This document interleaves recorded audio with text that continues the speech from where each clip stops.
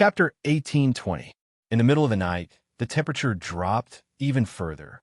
J5, Changying, and the others shoveled snow for 3 hours straight before they were called back to the tent by Yi Qian, who had just woken up from his nap. Along the way, Yi Qian sternly warned them that if they continued like this, their limbs would freeze to death. The male soldiers were not angry at her scolding. Instead, they were quite happy. Although it took longer, it was not a big deal. Every year during winter training, it was common for them to be suddenly woken up in the middle of the night to run with weights. 3 hours was not a big deal. Furthermore, they were divided into 3 groups. The Snowfield Brigade had 3 hours, and the Tibetan soldiers had 2 hours. Once the road was cleared, the Tibetan soldiers had to drive. The 2 male soldiers from the Arts and Crafts Regiment and the 2 reporters from the news department were in one group. They only needed 1 hour. The Tibetan soldiers couldn't help but laugh heartily. He was quite protective of his own people. It was good to have female soldiers in the team. They knew how to protect their comrades. As they walked towards the tent, J5 joked, "Oh no, Q King is going to have a lot to worry about in the future. He wants us to talk less and work more. Shoveling snow increases lung exercise. He likes to make us work and train at the same time." Yi Qian said, "That's not the same. That's a compulsory training in the team. We can divide the work and work together to recover the energy we expended. I don't think we should do everything just because we're soldiers. It's better if we work together." "All right, we'll listen to you. Let's rest now. You should go back to the tent and rest too." J5 agreed readily and reminded him, "Don't call us by our code names. You don't know our names either. If you have anything to say, just come over and talk. You can't say your code name either. Our reports only have code names, not names. Remember, don't reveal each other's code names." So when he reminded him, he called out Yi Qian's name. There was Yi Qian's information in the military system, but it was as good as nothing. Even if someone knew his surname, they would not be able to find anything.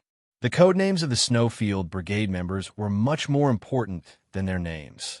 The commander of the rescue team and the injured instructor Gao were still in the tent. Yi Qian could not go in with them, so he left amidst the chuckles of his comrades. He took 2 steps and said, "I'll watch you guys enter the tent." His comrades were stunned. Then they laughed louder. "Young Sparrow, I suddenly feel like I'm being controlled by my girlfriend." As soon as he said that, his comrades' laughter stopped. Of course. Of the tiger, of the tiger, of the day. Whose girlfriend was Yi Qian? Of Yi. Hey, of course it's Q King. How dare he say something like that to Q King's girlfriend? He was asking for a beating. Young Sparrow did not know. He continued, "I've always been bold. Didn't they say that a gentleman's wife is a fair lady? I can't even say that. Which tiger is so domineering? I want to meet him." Yi Qian, go back to the tent and rest. The reason we don't let young Sparrow talk is because sometimes he doesn't know how to talk. It's easy for him to offend people. He was just talking nonsense. Don't take it to heart. J5 dragged young Sparrow, who was not afraid of death, back into the tent. Damn, he did not want to be taught a lesson by Q King. Chapter 1821. Young Sparrow Hawk was baffled by his actions, but his mouth was covered. He wanted to ask for an explanation, but all he could do was whimper in his throat. "Why are you still struggling? I'm trying to save you, you know? Behave yourself. Don't start a dye shop just because I gave you some color," J5 warned in a low voice. There was an indescribable seriousness in his voice. "Is Yi Qian your girlfriend? Can you woo her?" With his mouth covered, young Sparrow Hawk's eyes widened, and the whimpers in his throat grew louder. He had no intention of doing that at all. J5 slapped his head again. "Shut up. If you have something to say it later." Changying, who was chasing after him, also said, "You never say anything nice when you open your mouth. Although you said what was on our minds, do you think we were as direct as you were? Think about it. Yi Qian is a female soldier and doesn't have much of a reputation. How awkward would it be for you to say such things in front of us? Can't you see that the smile on her face is a little stiff?" Young Sparrow Hawk, who finally realized what was going on, obediently allowed himself to be dragged away by J5. Seeing this, Chong-ying was relieved, but he was still a little nervous. Young Sparrow Hawk wouldn't really have feelings for Yi Qian, would he? He clearly knew that Q King looked at Yi Qian in a strange way. So how could he have feelings for her? J5 was really troubled. He wasn't worried about Yi Qian being embarrassed. He was worried that Q King would teach him a lesson. Among his comrades in the Snowfield Brigade, only J5 knew about Xia Jinyuan's feelings, and he had known about it since a long time ago. He had been worried for a long time, afraid that Major Xia would fall in love with the underage girl Yi Qian and ruin his bright future. Later on, because the Shuiyu Battalion was newly appointed as the Soldier King, their training became more difficult day by day. The two of them only saw each other once or twice a year. Only then did J5 remove the little sharp knife in his heart and gradually let go of his worries. Now, he couldn't be more relieved. Yi Jian was already an adult and had become a military academy student. They couldn't be in a relationship openly. If the two of them really had any tricks up their sleeves, they would have to do it secretly. However, based on his understanding of Q King, this was a disdainful man. Would he have a secret relationship that couldn't see the light of day? With his arrogance, it was impossible. Therefore, he was reassured that Yi Qian would be able to continue his 4 years at the military academy. Then, he would graduate and join the army. According to the regulations, there was an age limit for both male and female soldiers to get married, and the Snowfield Brigade's age limit was even higher. Even after Yi Qian graduates, J5 would laugh every time he thought of this. Even if Yi Qian graduated, the two of them could only date and not get married. This was because Yi Qian had not reached the age required by the Snowfield Brigade. The girl he fancied would have to wait more than 10 years before she could bear fruit. If someone stupid jumped out and said that he wanted to pursue Yi Qian, J5's forehead would break out in cold sweat just thinking about the scene. That scene would definitely be brutal. No, he had to teach the bachelors in the lesson. He had to tell them not to have any ideas about Yi Qian. If anyone dared to have any ideas, the consequences would be unimaginable. When they were only a few steps away from the tent, J5 finally let go of young Sparrow Hawk. Although he was dragging the shorter scout in the unit, it was still very tiring. Young Sparrow Hawk, who could finally speak, took off his cold mask and pulled J5 to the side. "I'm not thinking about that. You're thinking too much." Pursuing Yi Qian? He knew his own limits. He was a scout. He had a pair of eyes that were good at scouting. He was not blind. Chapter 1822. Yi Qian, who had rested for 3 hours, didn't feel sleepy. Seeing that her comrades had obediently returned to their tents, she walked over to the pile of snow that still looked like a small hill. After shoveling for more than 3 hours, it didn't seem to be working. There's too much snow piled up there, and the snow on a mountain slid down several times during the shoveling, covering up the road that we worked so hard to clear. Qin Xiu shook his sore wrists and looked at Yi Qian with a gentle gaze. "I'm afraid it's going to take 5 hours. Although they're shoveling snow over there, I'm afraid they're in the same situation as us." The snow was connected to the mountain.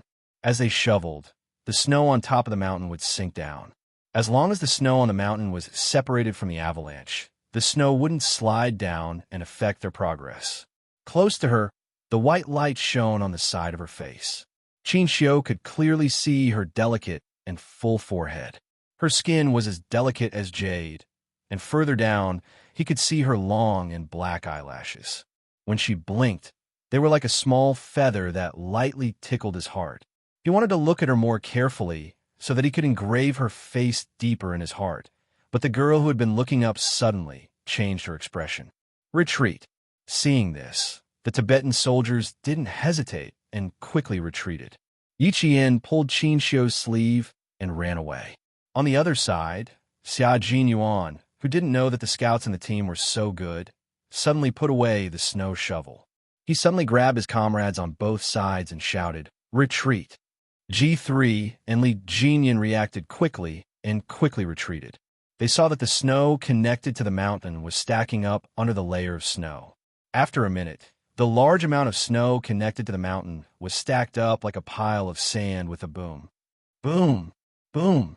Boom! Snow and dust flew everywhere. White fog suddenly appeared in front of them, and thin snowflakes instantly covered their faces. This was the largest area of skiing. When the snow and fog dissipated, the mountain was separated from the snow. Several searchlights shone towards the mountain. Xia Jinyuan signaled his comrades behind him to turn off the searchlights. Then, he turned off his own searchlights and continued to flash. They could see the light on the other side. It seemed like the J5 and the others hadn't rested either. They intended to clear the path tonight. Very soon, the searchlights on the other side went off as well. Yi Qian also flashed his searchlights repeatedly in response. This was the contact information of the Snowfield Brigade, and it was asking if they were safe. Everything was fine, and he could rest assured. J5 and the others who were preparing to rest ran out when they heard the commotion. Even the female soldiers in the tent ran out. The commotion caused by the collapse of the snow was a bit loud. Even the ground seemed to be shaking. I've just contacted my comrades on the other side. They're all fine. The Tibetan soldiers said that we don't have to worry about the snow on the mountain sinking down again. We just need to shovel the snow to clear the way. Yi Jian explained to J5. She also told Du Jiai and the others who were running over and panting heavily as if they were about to pass out. Du Jiai directly asked Qin Xiu, "Reporter Qin, how long will it take to restore the channel?" "I'm not too sure." Qin Xiu didn't want to talk to Du Jiai. He lowered his voice and said in a hoarse voice, "According to the original estimate of 5 hours. So Reporter Qin knows Yi Qian, the female soldier who saved us. Please give me her contact information.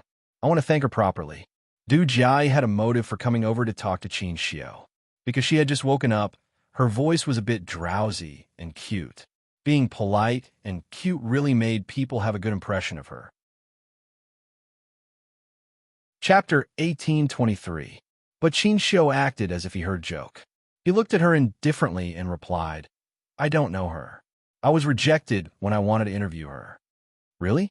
Du Jiai didn't quite believe it because she trusted her intuition more. "I see. Sorry to bother you." If he didn't want to talk about it, she would investigate it herself. The leader of the relief command wanted to stay with them, but he was politely asked to go back to his tent by J5. He also wanted to ask Yi Qian to go back to his tent with the female soldiers. But when he saw the smile in Yi Qian's eyes, he turned around and left without saying anything. Obviously, he couldn't persuade her. Qin Xiu also wanted to persuade her, but he stopped when he saw the faint smile in her eyes. He immediately changed his words. "You can go to the front and watch for us. If there is more snow, we can hide in time." Well, he could talk to her for a while. Once the road was cleared, they would have to go their separate ways. He didn't know when they would meet again. He didn't have her contact information yet. It was a bit presumptuous to ask now. He might as well go back and ask his uncle. At this time, the soldiers from the Mahjong military station had cleared the road blocked by the avalanche. Half an hour later, the slightly yellow but extremely bright headlights shone from the curve. Yi Qian, who didn't leave, looked at the approaching headlights.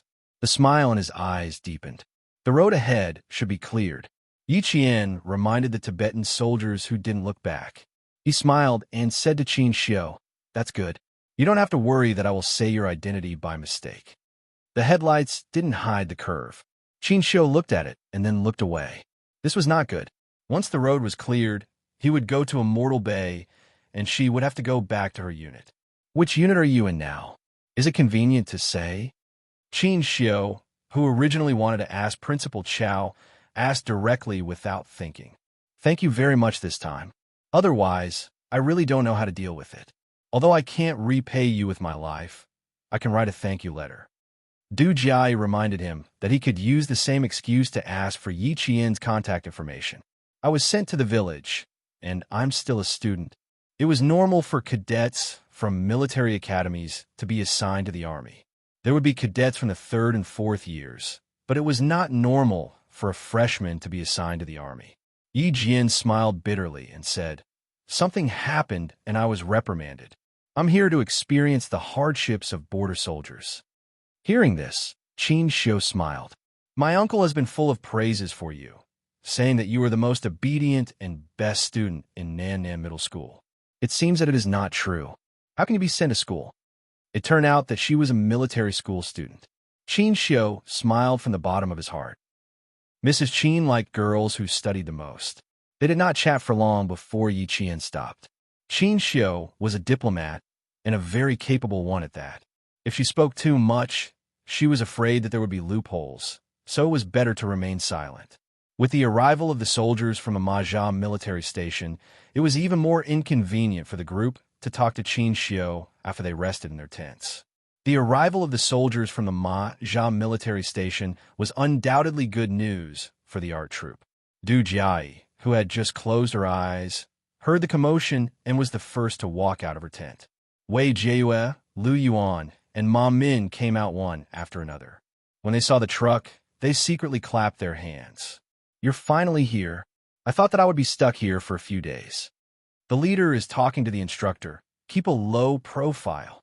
Du Jiai warned Ma Min in a low voice. Her gaze inadvertently fell on Yi Qian again, and then on Qin Xiu, who was standing in front of her. Did they really not know each other? Chapter 1824.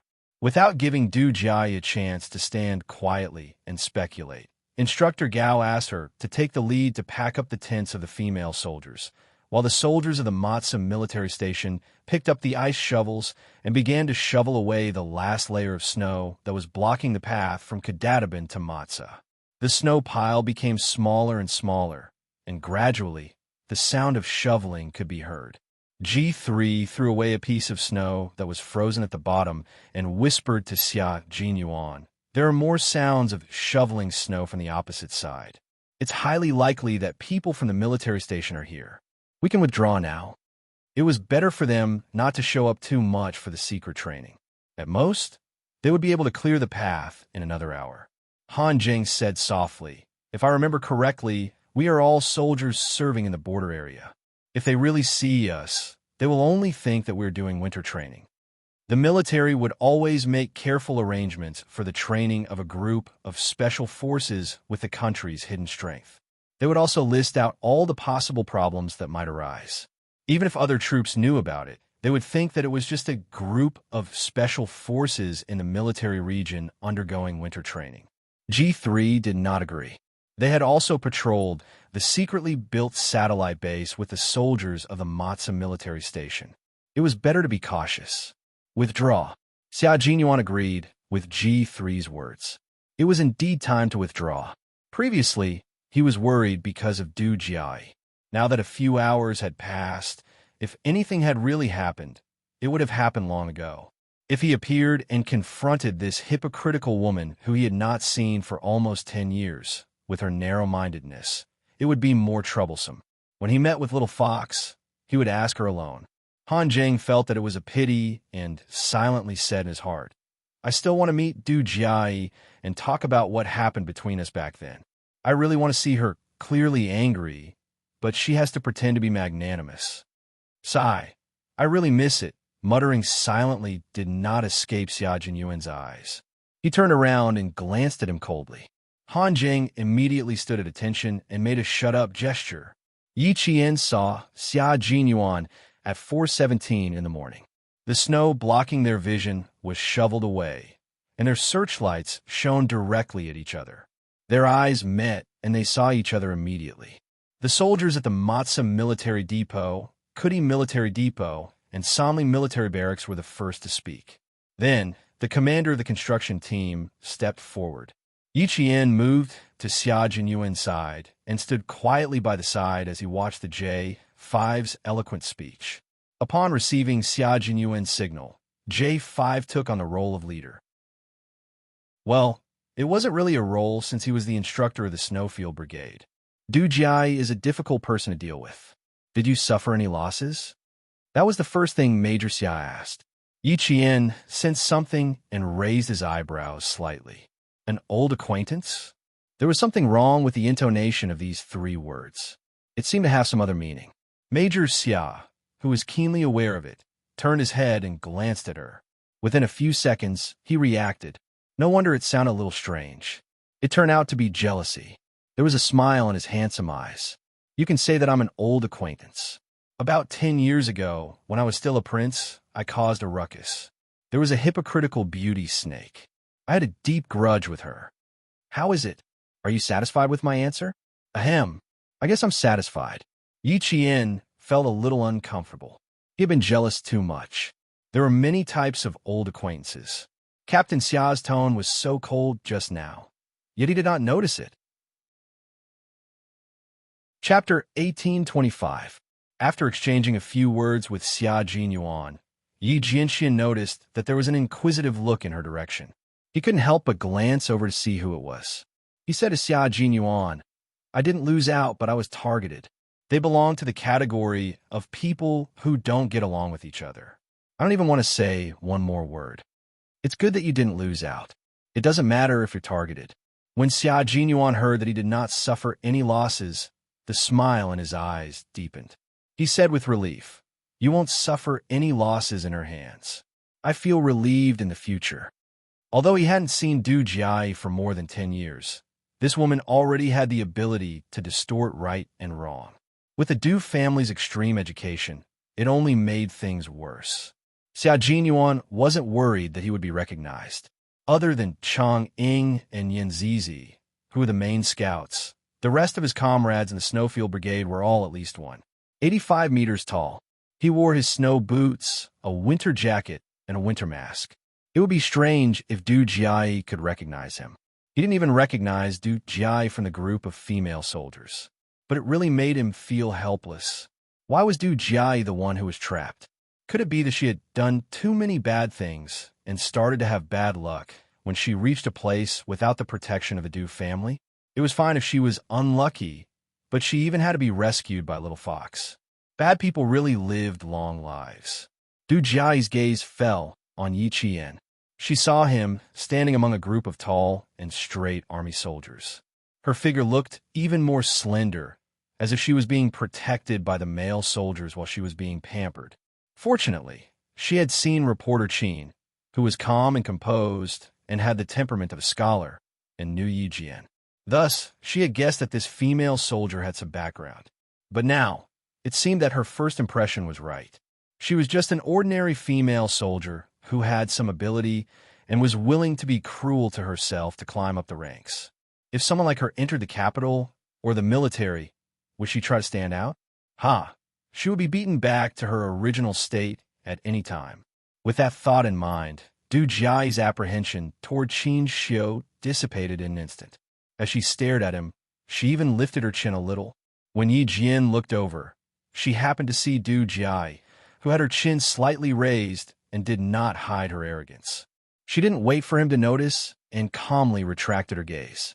She stood side by side with Xia Jinyuan, and while waiting for J5 to speak with the station commander, she also spoke with G3 and the others in a low voice. It wasn't a formal occasion, so they could talk on their own. G3 looked at the female soldier who was almost half a head shorter than him, and there was a hint of a smile in his usually hoarse voice. "Your courage is commendable. You have guts." He looked at the carriage that had not been dragged up yet. The entire carriage was supported by the front of the carriage. Although he had made sufficient preparations, the danger inside was too great. Even if he had made sufficient preparations, there was still a possibility that he would fall off the cliff with the carriage. Yi Jian climbed down just like that. She was able to rescue everyone trapped inside by herself. It was not enough to be brave enough. She also had to be calm enough. She was getting closer and closer to the requirements to enter the Snowfield Brigade. She was getting closer and closer to meeting the requirements. Xia Jinyuan listened to his comrade and Yi Qian's conversation. His eyes were dark, but there was a deep smile in them. He was worried for her, and even more so, he was cheering for her growth. As a Special Forces soldier who walked on a knife's edge, she danced with death every time she carried out a mission. Courage, perseverance, calmness, and so on were all indispensable. Only then could she defeat death and return to the team with glory. Chapter 1826. Qin Xiu had also secretly glanced at Yi Qian, but he was very good at hiding himself, so Yi Qian didn't notice. As a diplomat, he had the ability to observe people from head to toe. Now that he had used this ability, Yi Qian really didn't notice. Otherwise, why would Qin Xiu be the youngest and most promising diplomat? Qin Xiu couldn't get Yi Qian's attention even after glancing at him several times. Qin Xiu couldn't help but rub his forehead and smile helplessly. Seeing that the meeting had ended, Yi Qian only focused on the tall and imposing soldiers after returning to his team. He didn't even look at Qin Xiu from the corner of his eyes. It seemed like she thought that he was just a stranger she was familiar with. Qin Xiu didn't notice that Xia Jinyuan's gaze had swept over him the moment he lowered his head. Major Xia had only glanced at him for a moment before looking away. Why did this guy who looked at Yi Qian 6 times look a little like Qin Xiu? Why was he with the arts team? Also, there was something wrong with the way he looked at Qin Xiu. It was as if he was hoping for something.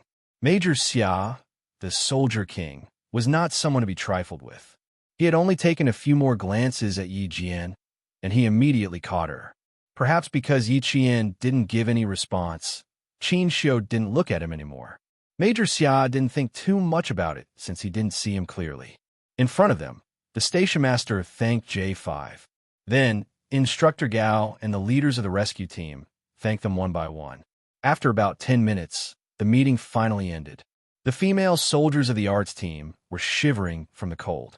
They hugged their winter clothes tightly and had to maintain their image, so they could only stomp their feet occasionally. When they were finally allowed to board the car, Yi Qian saw that they all heaved a sigh of relief.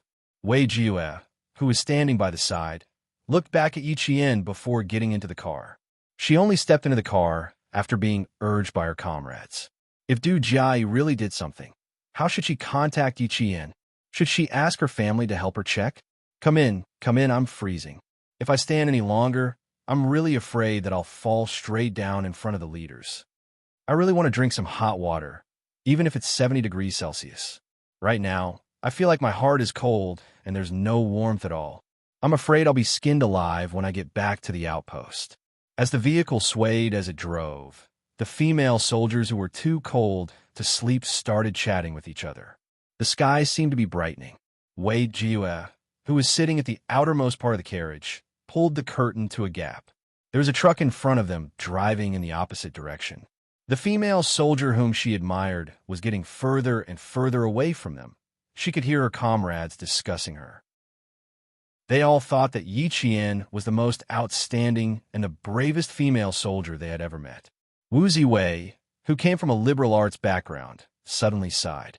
After Yi Qian, there will be no Yi Qian. After Yi Qian, there will be no Yi Qian.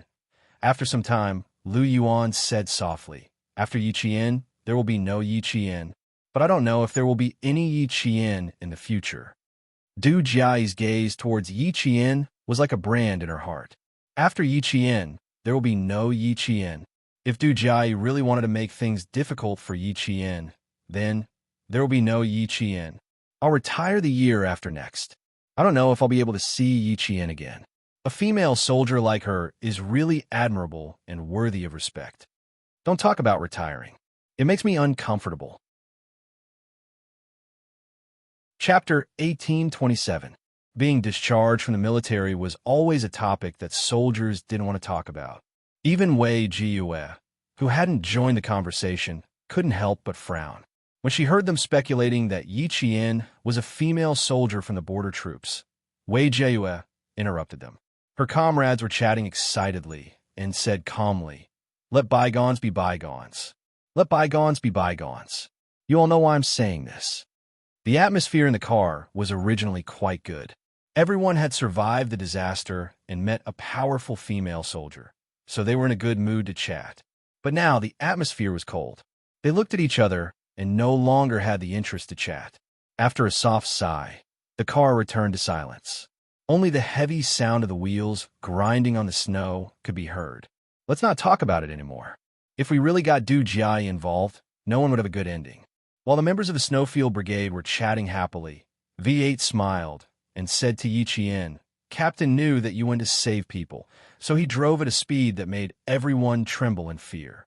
After driving for more than 3 hours, all of us underwent a physical and mental tempering. Our psychological endurance improved again. Qing Yao, this time we've trained our courage again.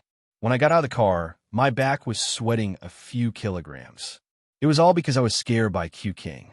Listening to their cheerful voices, Yi Qian's lips were about to curl up. It was still more comfortable to be with his comrades. Even his mood was a lot better.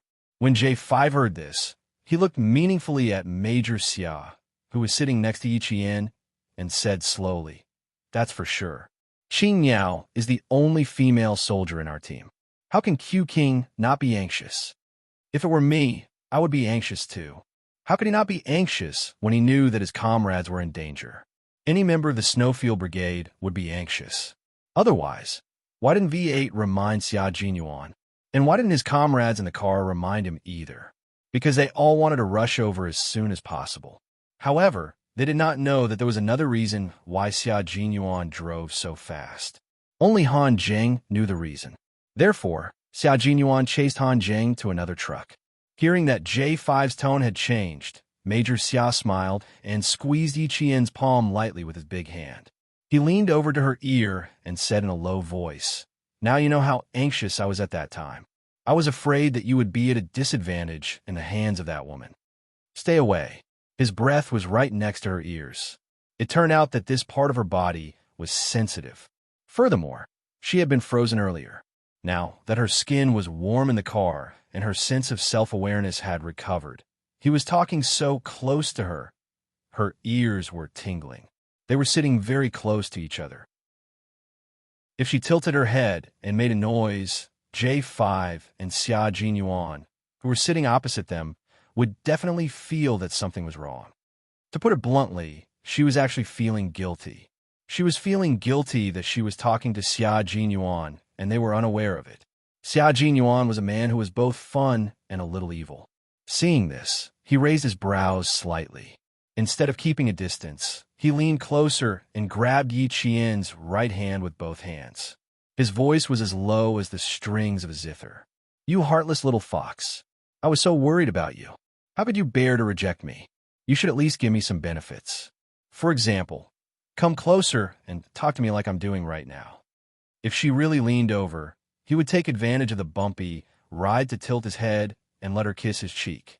He was prepared. Otherwise, why would he take off his windbreaker and windbreaker hat when he got in the car? His intentions were indeed good. Chapter 1828.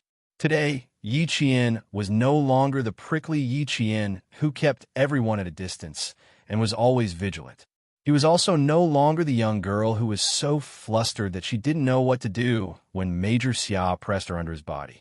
After interacting with him for so many years and being intimate with him for so long, Yi Qian now had his own way of dealing with Major Xia's thick skin.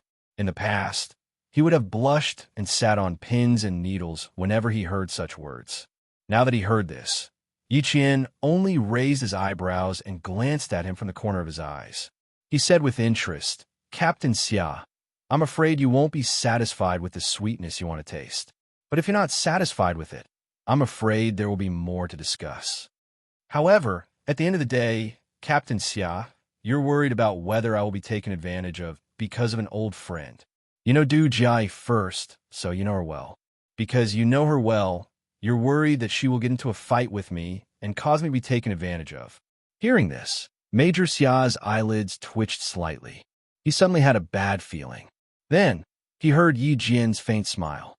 Actually, if Captain Xia didn't know my old friend, he wouldn't have thought that I would be at a disadvantage and wouldn't have rushed over so anxiously. Major Xia immediately sat up straight. Even if the car bumped, he still straightened his back and didn't dare to act rashly. If Commander-in-Chief Xia was here, he would definitely clap his hands and laugh heartily. He would also say to the daughter-in-law he approved of, "This is the right way to teach him a lesson. We can't let him have the chance to take advantage of us." Why did Commander-in-Chief Xia recognize Yi Qian as Family Xia's daughter-in-law after only meeting a few times? The reason was simple. Yi Qian could subdue the former devil incarnate in the family. Xia Jinyuan didn't dare to say anything now. He needed to listen to what Yi Jian had to say and ponder over it before he opened his mouth. Family Xia was a little strange. There was one type of person in the family that a family Xia man didn't dare to offend, and that was his own wife. The men of the Xia family could do whatever they wanted outside, but when they were at home, they were all filial men who loved and coaxed their wives. They had no choice. They were in the army all year round. It wasn't easy for them to come home and get together with their wives. If they didn't behave well and dote on their wives, if their wives ran off with someone else, they would suffer a huge loss. Major Xia had inherited the Xia family's excellent family style very well. At this moment, he was also listening to whatever Yi Jian said seriously and did not dare to suddenly open his mouth and interrupt. It was also because he loved and respected Yi Jian from the bottom of his heart that he was willing to put down his pride. In the end, you're worried. Because you're worried. If you're not, of course, you're because I don't teet. If I didn't know him, based on my understanding of the Major, he would have definitely sat high up in the stands. No matter how worried or nervous he was, he would have let me face it alone instead of rushing over in such a hurry. Major, am I right? Xia Jinyuan didn't dare to talk about giving him a taste of the sweetness and change the topic. If he continued to talk about the sweetness, he would only have to suffer. You're absolutely right. If he didn't say yes now, when would he? If he didn't go along with his girlfriend's wishes, he would be an idiot. Without any hesitation, Xia Jinyuan immediately expressed his absolute approval. I know her first. That's why I'm worried. If I didn't know her and didn't know her, I would have waited for you at the military depot. This was the truth. There was no lie. Chapter 1829. The smile on Yi Jian's face deepened. She believed him because he would tell her the truth when it came to serious business. When not afraid of anything. Missions of life and death are nothing. These are things we have to face. I won't step in because this is something you have to face as a special forces soldier. Xia Jinyuan was Xia Jinyuan after all. With just a few words, the smile on Yi Qian's face gradually disappeared as she listened to him attentively. You're a soldier brought up by Uncle Chun and Uncle General. They brought you out with the hope that you can go further in the military and stand at a higher position. I, on the other hand, am taking you on a more arduous and dangerous path filled with thorns. Little fox, your life is my life. I cherish it very, very much. I can't bear to see you in any danger. The more it's like this, the more I have to let go. The more ruthless I have to be. As long as I'm not resting, I'm only your superior and not your boyfriend. I don't want to hurt you. I just want to be with you for the rest of our lives. Sweet nothings didn't need to go back and forth like, you can't leave me. I can't leave you. I love you. You love me. You're the wind. I'm the sand. And so on. Sentimental, but easily forgettable sweet nothings. Words of love could be like Xia Jinyuan's, full of bloodthirst, ruthlessness, and ferocity. However, this was just the surface. Once this surface was peeled off, you would see his sincerity. He only wanted to be with you for the rest of his life, to be with you through trials and hardships, and to be able to survive through the smoke of war. If you could withstand the smoke of war, withstand the rain of bullets, and temper it with blood, then your love would be stronger than gold, and you would have no regrets in life. Yi Qian was a female soldier who didn't like to hear overly emotional confessions. After living 2 lives, she had seen too much hypocrisy. Instead, she preferred the truth. Therefore, Xia Jinyuan's words were always able to move her. Major Xia, who originally had some ulterior motives, saw her solemn expression and became even more serious. We will meet many different kinds of people in our lives. Today, let's talk about villains. I'm worried about you because the most dangerous kind of villains have appeared. You have to be careful when villains appear.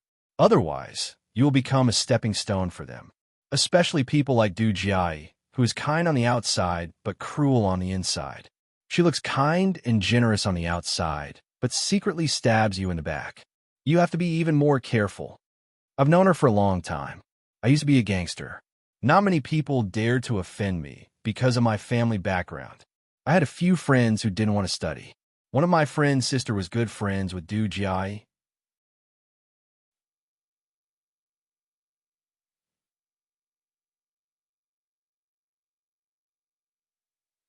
One time, when a good friend of his went abroad to take an exam, he accidentally lost his well-kept admission ticket.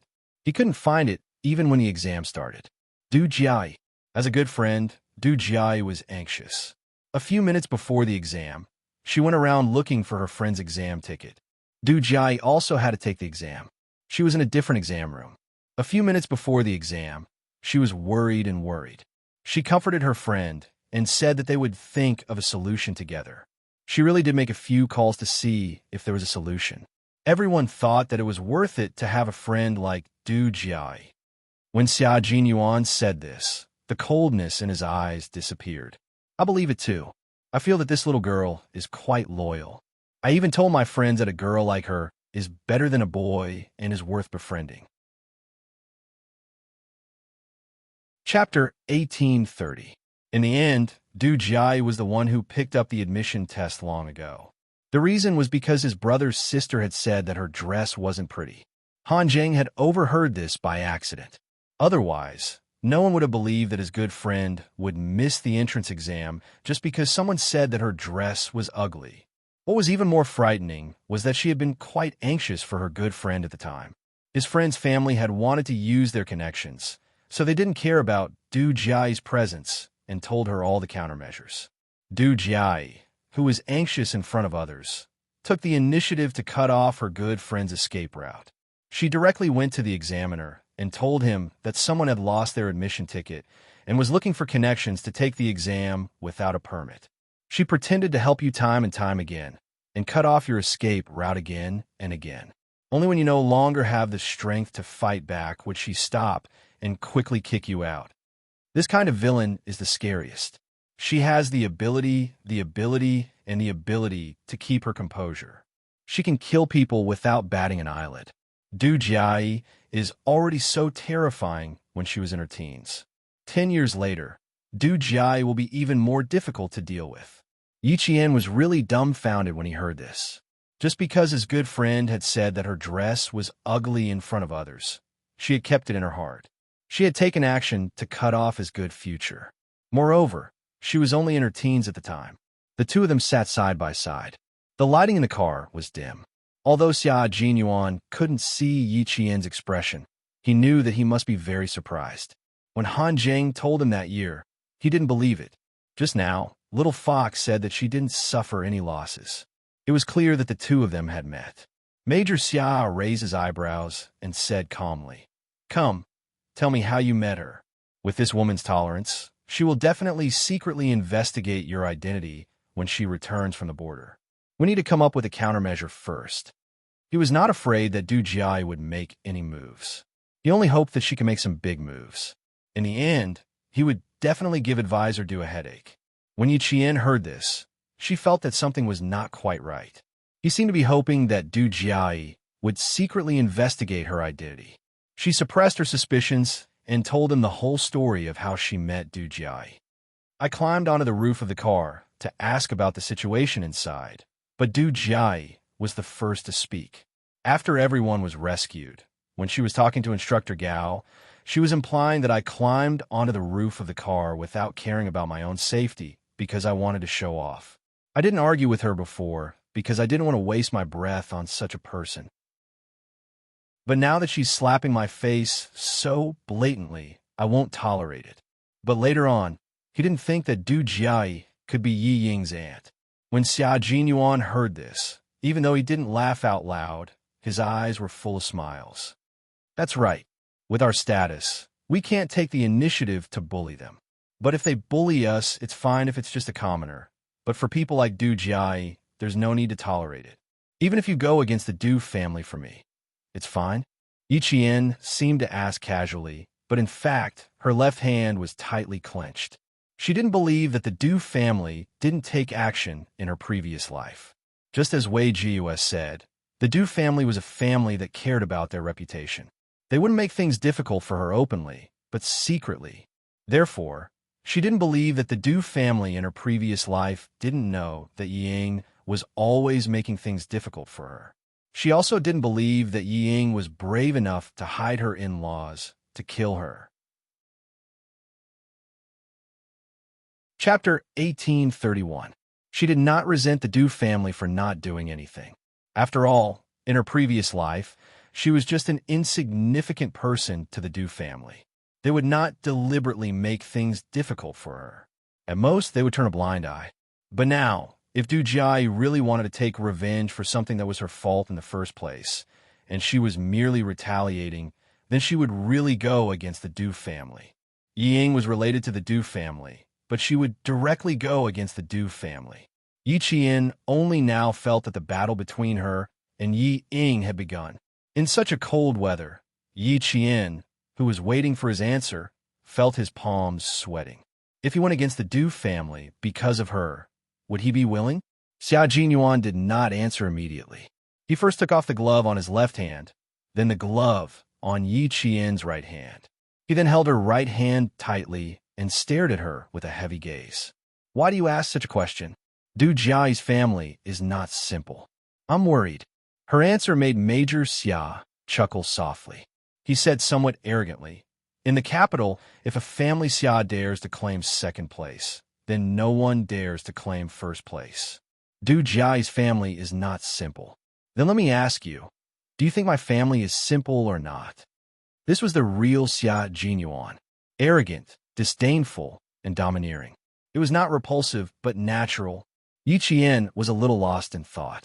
She looked at him quietly for a long time without looking away. The two of them talked back and forth. They did not hide their conversation from their comrades in the carriage, but when Xia Jinyuan glanced at them, they all consciously looked away. Even the J5 did the same, probably feeling that something was wrong. The J5 sitting opposite them looked over slightly. He only glanced at Yi Qian for a moment before immediately looking away. He nudged G3 with his elbow. G3 turned his head and saw the J5 winking at him. He said softly, "Why do they look like they're fighting?" He and the J5 were comrades who knew the relationship between the two of them, so it was best to sit opposite them. Hearing this, G3 glanced at Xia Jinyuan from the corner of his eye. He lowered his head and said softly, "It doesn't look like it. They're not angry. If a couple quarreled, their faces would be dark. If he quarreled with his teacher's girlfriend, it would not be like the two of them sitting opposite them." G3 judged whether the two of them were fighting or not based on experience. They're not fighting? Why do I feel like they're different? J5 was a little worried. In the past, he was worried that Xia Jinyuan would ruin his future by dating an underage girl. Now, he was worried that Xia Jinyuan would give Yi Jian to other troops if he was not careful. As an instructor, J5 felt that he had been worrying too much. Between the two of us, there's no need to talk about it with outsiders. You don't have to worry. Q King is a calm person. He knows what to do. G3 said a few words and stopped talking. He was a man of few words, so he only spoke a little more than K7. The J5 thought for a while. He listened to his comrades' words and did not pay attention to them. Yi Qian, who had been silent for a long time, sighed softly and said, "I'm just afraid that I'll drag you and Commander-in-Chief Xia down. Little Fox, if my old man Xia heard what you said, he would scold me until I was black and blue. He would definitely say that I'm not very capable, that I'm usually very good at causing trouble, that I'm very arrogant outside. Since I'm so capable and arrogant, why can't I get my own wife? Why can't my wife treat my family Xia as her own?" Chapter 1832. Fortunately, the venue was small and there were many people around. Otherwise, with Major Xia's thick skin, he would have hugged Yi Qian and cried about how difficult it had been for him. Major Xia's thick skin was just as thick as his skills. As long as there was a chance, he would show Yi Qian just how thick his skin had grown. Yi Qian thought of Commander-in-Chief Xia's past and couldn't help but chuckle. There's no such thing as dragging you down. You're my girlfriend, the love of my life. Commander-in-Chief Xia only recognizes you as his daughter-in-law. If the Du family dares to plot against you, the first person who won't let the Du family off is Old Man Xia. By the way, let me tell you something that Old Man Xia doesn't want to be mentioned. Don't say it. I don't want to hear it. Yi Qian immediately interrupted. She was just short of covering her ears. She was just a military school student. She really didn't have the guts to listen to the Commander-in-Chief's private matters. Xia Jinyuan said disapprovingly. Old man Xia has many private matters that he doesn't want to be mentioned. Du Jiai's mother had a lot to do with the divorce between him and his ex-wife. Back then, his ex-wife was hesitating whether to divorce or not. Old man Xia was still trying to salvage the marriage. Mrs. Du introduced a talented man who could write a good love poem to old man Xia's ex-wife. Then, in order to pursue true love, his ex-wife resolutely divorced old man Xia and left the country. Can you stop talking? Yi Qian was already scared out of her wits. As a daughter-in-law, this was definitely not something she could listen to. No, it was something she could listen to as a military school student. No, I have to say it. Major Xia decisively refused, and the more he spoke, the brighter the light in his deep dark eyes became. Old man Xia originally wanted to pursue her again after the divorce, but who knew that once his ex-wife went abroad, as a soldier who couldn't go abroad for personal matters, he was stunned. Mr. Xia acted like a great general and didn't blame Mrs. Du, however. Advisor Du, who was also a regiment commander at that time, reported Mr. Xia's behavior in order to compete with his ex-wife. After his ex-wife found out, she resolutely divorced him. Yi Qian really didn't want to listen, but the man beside him was talking excitedly. He was just short of clapping and talking at the same time. She didn't understand why he was so happy when his mother was gone. In short, Advisor Du Jiai and Old Xia have been at odds with each other for decades. So, if Du Jiai dares to plot against you, well, don't blame Old Xia for taking action. Major Xia said with a smile. He saw that his little fox was holding her forehead with her left hand, so he added, "And I am really grateful to Madame Du. It was all thanks to her that I have a good life today." Old man Xia really didn't have a good eye for choosing a wife back then. No wonder my old madam was against it. If that ex-wife of his is still in the family Xia, I doubt if I can walk the right path. After living for 2 lifetimes, Yi Qian really heard a son talk about his own mother like that for the first time. What did Commander-in-Chief Xia's ex-wife do to make her own son treat her so coldly? About me and Commander-in-Chief Xia's ex-wife, I'll tell you next time. I'm afraid you'll be disgusted. As for the Du family, Xia Jinyuan stopped smiling and his eyes suddenly turned cold. He said coldly, "As for the Du family, you don't have to worry about them. I'll protect them. If Du Jiai dares to touch them, well, her military career will come to an end. If I can't even protect you, I don't deserve to be your boyfriend." Chapter 1833.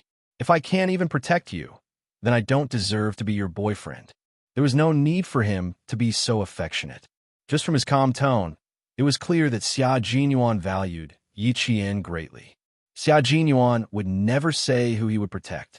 His status and family background made him a reserved, and steady man. He wouldn't make promises easily, much less agree to anything easily. He said, before he met Yi Qian, he had never said that he would protect anyone. No one had the honor of receiving a promise from this noble man. But now, he was clearly telling Yi Qian that he would protect her, not just for a while, but for a lifetime, because he was her boyfriend, her lover. Yi Qian felt tears welling up in her eyes when she heard this. No one had ever said such words to her in her previous life, not even words that were similar to this. In her previous life, no matter what she did, she ended up with nothing because of Yi Ying's interference. Not only did she end up with nothing, but because of Yi Ying's instructions, those who didn't dare to offend her were full of malice towards her. Thinking back to her previous life, only the security company gave her a sense of security, and a medical school gave her a temporary peace. After a long time, she gently shook a strong hand and said softly, "Thank you, Captain Xia. Thank you. Thank you for saving me from being homeless in this life. Thank you. Thank you for letting me know what it's like to be pampered. Thank you. Thank you for letting me not be afraid anymore. Thank you even more. I only know what it means to be complete with you in this life." Yi Qian was a girl who was easily satisfied. Xia Jinyuan had always known that she had never made excessive demands of him. She had never thought of relying on him to solve those troublesome matters.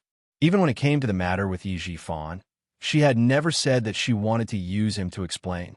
She was a girl who had always relied on her own efforts to move forward.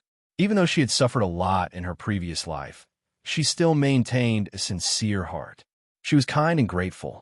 How could such a girl not move Xia Jinyuan? Xia Jinyuan's meeting with Yi Qian was the beginning of his happiness, and also the beginning of Yi Qian's happiness. Her sadness did not escape Xia Jinyuan's eyes. It could be said that Yi Qian's every move could be instantly detected by Xia Jinyuan as long as there was a slight change in her emotions. Gently holding her hand, he said in a low voice, "The Du family has always disliked our family Xia. Ever since old man Xia became the regiment commander, they have been making things difficult for us.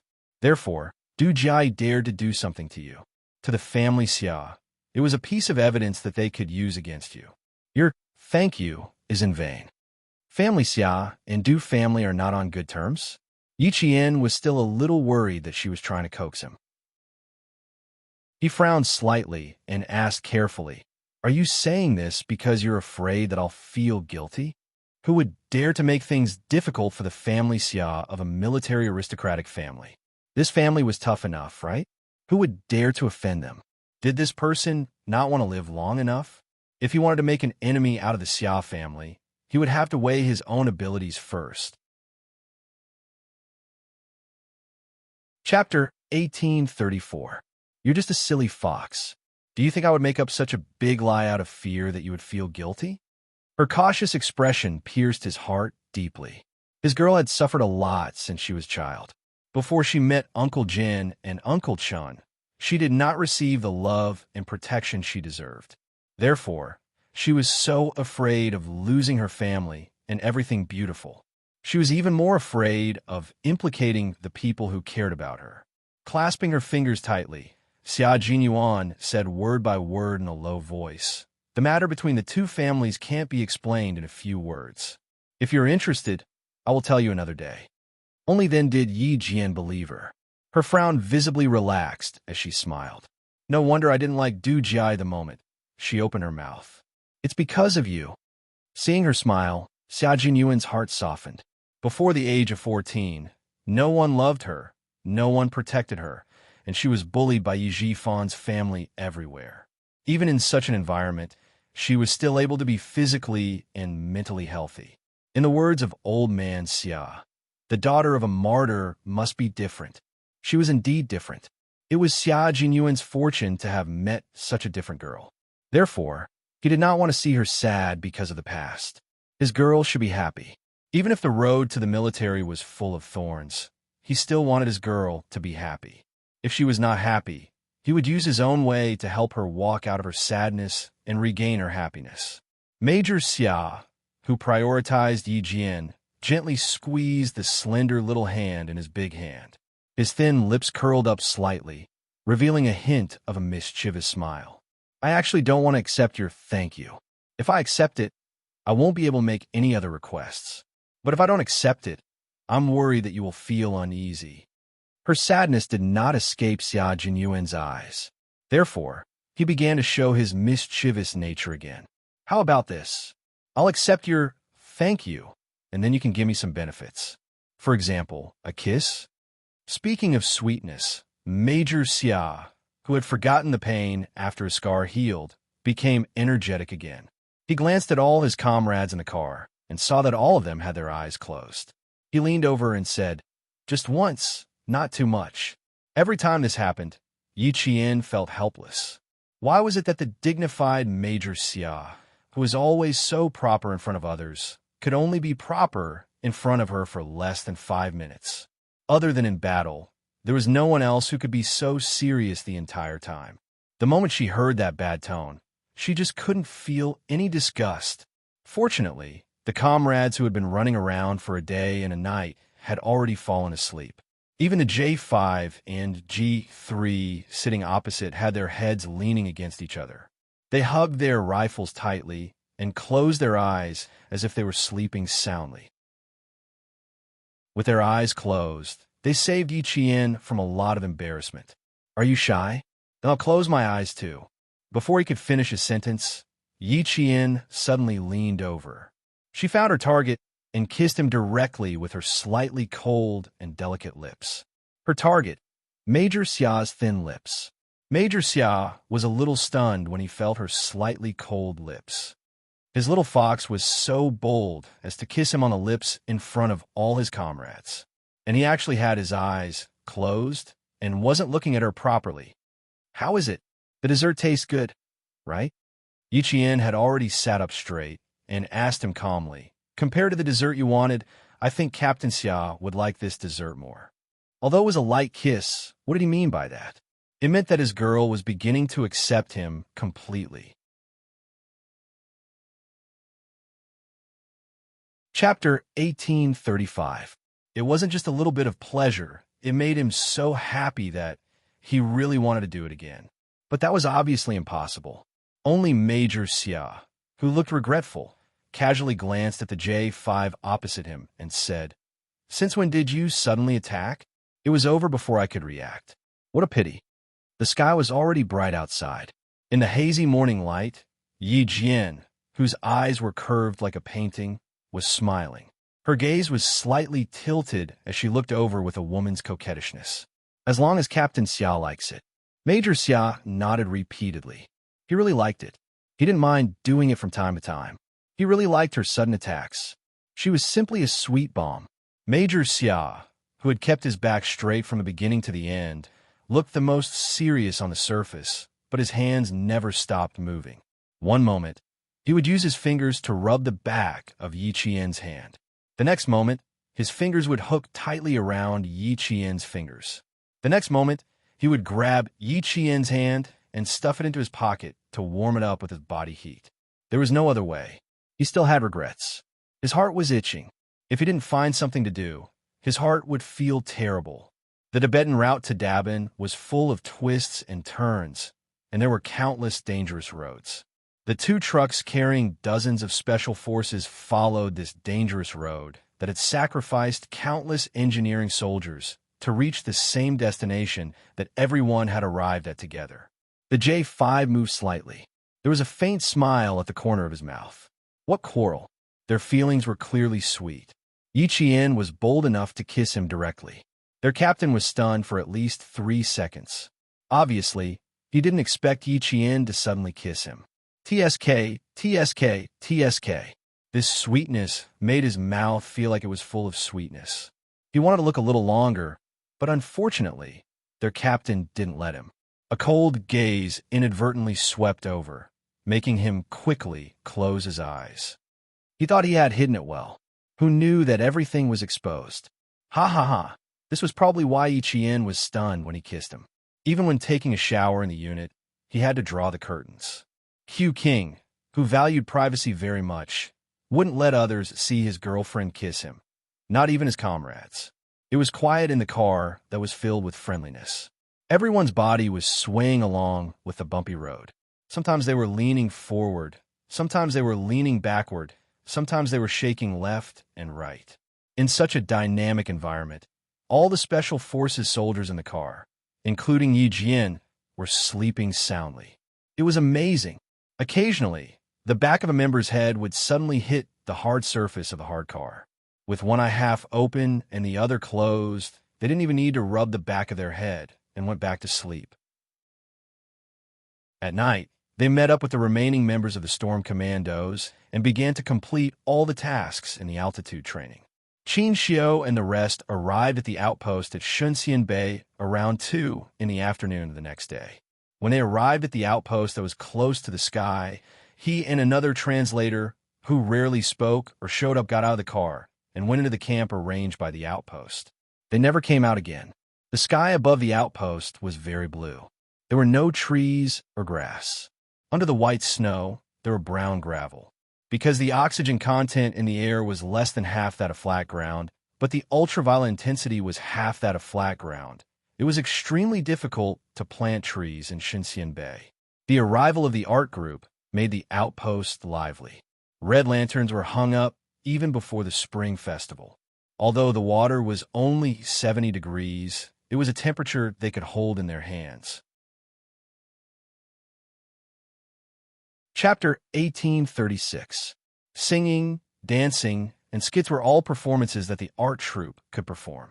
There were still 10 minutes before the 2-hour performance ended, but the soldiers in the outpost were still reluctant to leave. Du Jiai suggested to Instructor Gao and the leader in charge of the construction to see if they could increase the interaction between the soldiers and the art troupe. Company Commander Feng of the outpost looked at the time and saw that there was still a familiar figure who had not returned. He agreed readily. When the soldiers and the art troupe sang together and the atmosphere reached its peak, Company Commander Feng quietly stood up and left. Not back yet. He walked directly to the platoon leader who was standing guard on behalf of the soldiers tonight and whispered, "If he doesn't return in half an hour, quickly send soldiers out to receive him." If something were to happen to a diplomat and a specialist of a certain heavy and powerful weapon right under his nose, he would be a sinner of the country. The place he went to has to avoid being noticed, so it will be a little slow. If he doesn't return in half an hour, I will immediately send someone to receive him. The platoon leader nodded lightly with his windbreaker mask covered in white frost. He looked around the barracks vigilantly and said, "Half an hour ago, a soldier reported to me that the female soldier with the rank of captain in the art troupe asked him which outpost a military officer named Xia Jinyuan was at. He graduated from a National Science and Technology University."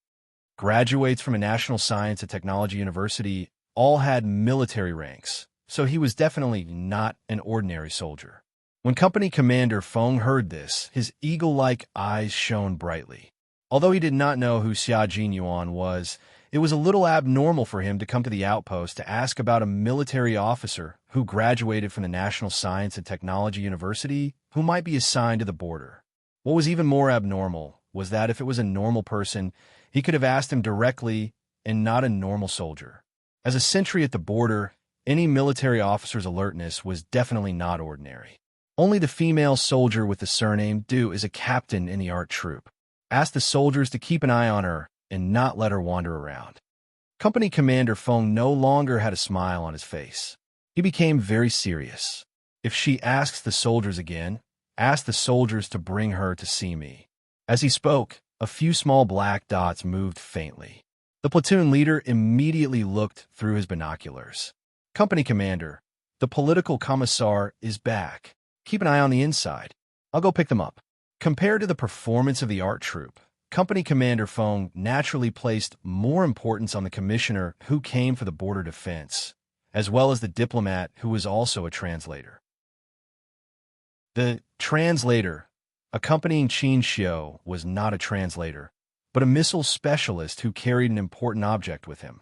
The satellite launch base at the northwest border of the entire frontier had entered the final phase of testing. At the same time, there was also the construction of a national defense base. The snowy mountains in the northwest of the frigid winter border were sealed off, but it was also the best time for some national defense to be launched. Qin Xiu accompanied the commissioner here and was in charge of completing the exchange between the commissioner and an important figure of a certain country that purchased our country's missiles. Exchanges between countries that could appear on TV could be widely publicized. Exchanges that could not be released could only be considered core exchanges that were completed in secret. Qin Xiu, who was protected all the way back, saw the national flag fluttering in the wind in front of him. Although he could only see the outline of the flag, Qin Xiu still felt a sense of security, as if everything had finally been arranged. As a citizen, only in his own country could he truly feel a sense of belonging and security. Qin Xiu, who had finally completed his mission, declined Company Commander Feng's invitation to watch the art troupe's performance. Du Jiai was present, so he did not go. He did not want to be recognized. Chapter 1837. As for Mrs. Qin's advice, Qin Xiu chose to forget about it. The commissioner didn't go to watch the performance either. He returned to the barracks with Qin Xiu, closed the door, and rested. Their mission was complete. They could finally have a good night's sleep. Qin Xiu lay on the bed and didn't fall asleep immediately. Although his body was very tired, so tired that he couldn't even open his eyes, the image of Qin Yin, who was full of spiritual energy, still appeared in his mind. She was an interesting girl. She didn't resemble any of the girls he had seen before. The real socialites in Beijing were all capable, but compared to Yi Qian, they were still a bit lacking. His first impression of Yi Qian was her unforgettable face. The sunlight shone through the clouds and through the glass, scattering light on the girl sitting by the window. As he waited, he inadvertently looked up. The girl bathed in the sunlight had delicate skin. When she looked back, her watery eyes seemed to gather the purest spiritual energy in the world. She was attractive at first sight. She was very beautiful. At the time, he thought so. Moreover, he used the pillars as a cover to blatantly admire her smile. At the time, he didn't hide his bad nature at all. Her youthful face, youthful figure, bright smile. Later, when he saw her again, he recognized her at first glance. A second-year high school student could accompany a leader overseas. Which socialite in Beijing had such an honor? If he wanted to pursue Yi Qian, he would have to tell his rigid Mrs. Qin. Only if she agreed could he succeed. Otherwise, with Mrs. Qin's feudal mindset, she wouldn't accept a daughter-in-law with an ordinary background. Thinking of this, Qin Xiu couldn't help but chuckle. He was really daydreaming. Daughter-in-law?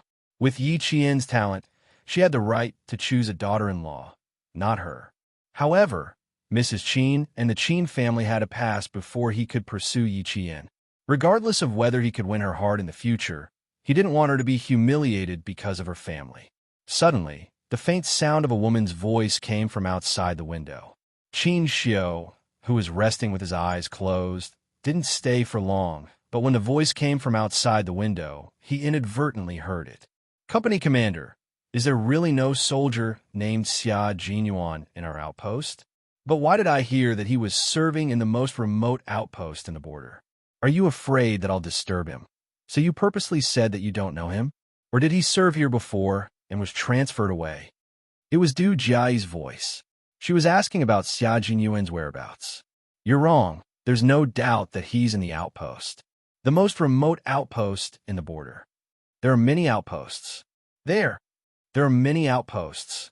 Of course, you have to be sure that he is assigned to the northwest outpost of the border." Company Commander Feng smiled as he looked at the captain of the Arts and Crafts Regiment who had come to look for him after the ceremony ended. His dark purple face had a faint smile as he patiently explained, "A military academy graduate from the National University of Science and Technology has a military rank. If he was really assigned to our outpost as the company commander, how could I not know? Captain Du, I can tell you with certainty that there hasn't been a single officer named Xia Jinyuan assigned to our outpost in the past few years." He was quite stubborn, insisting on getting the answer he wanted. But how was he supposed to answer when there was no one here?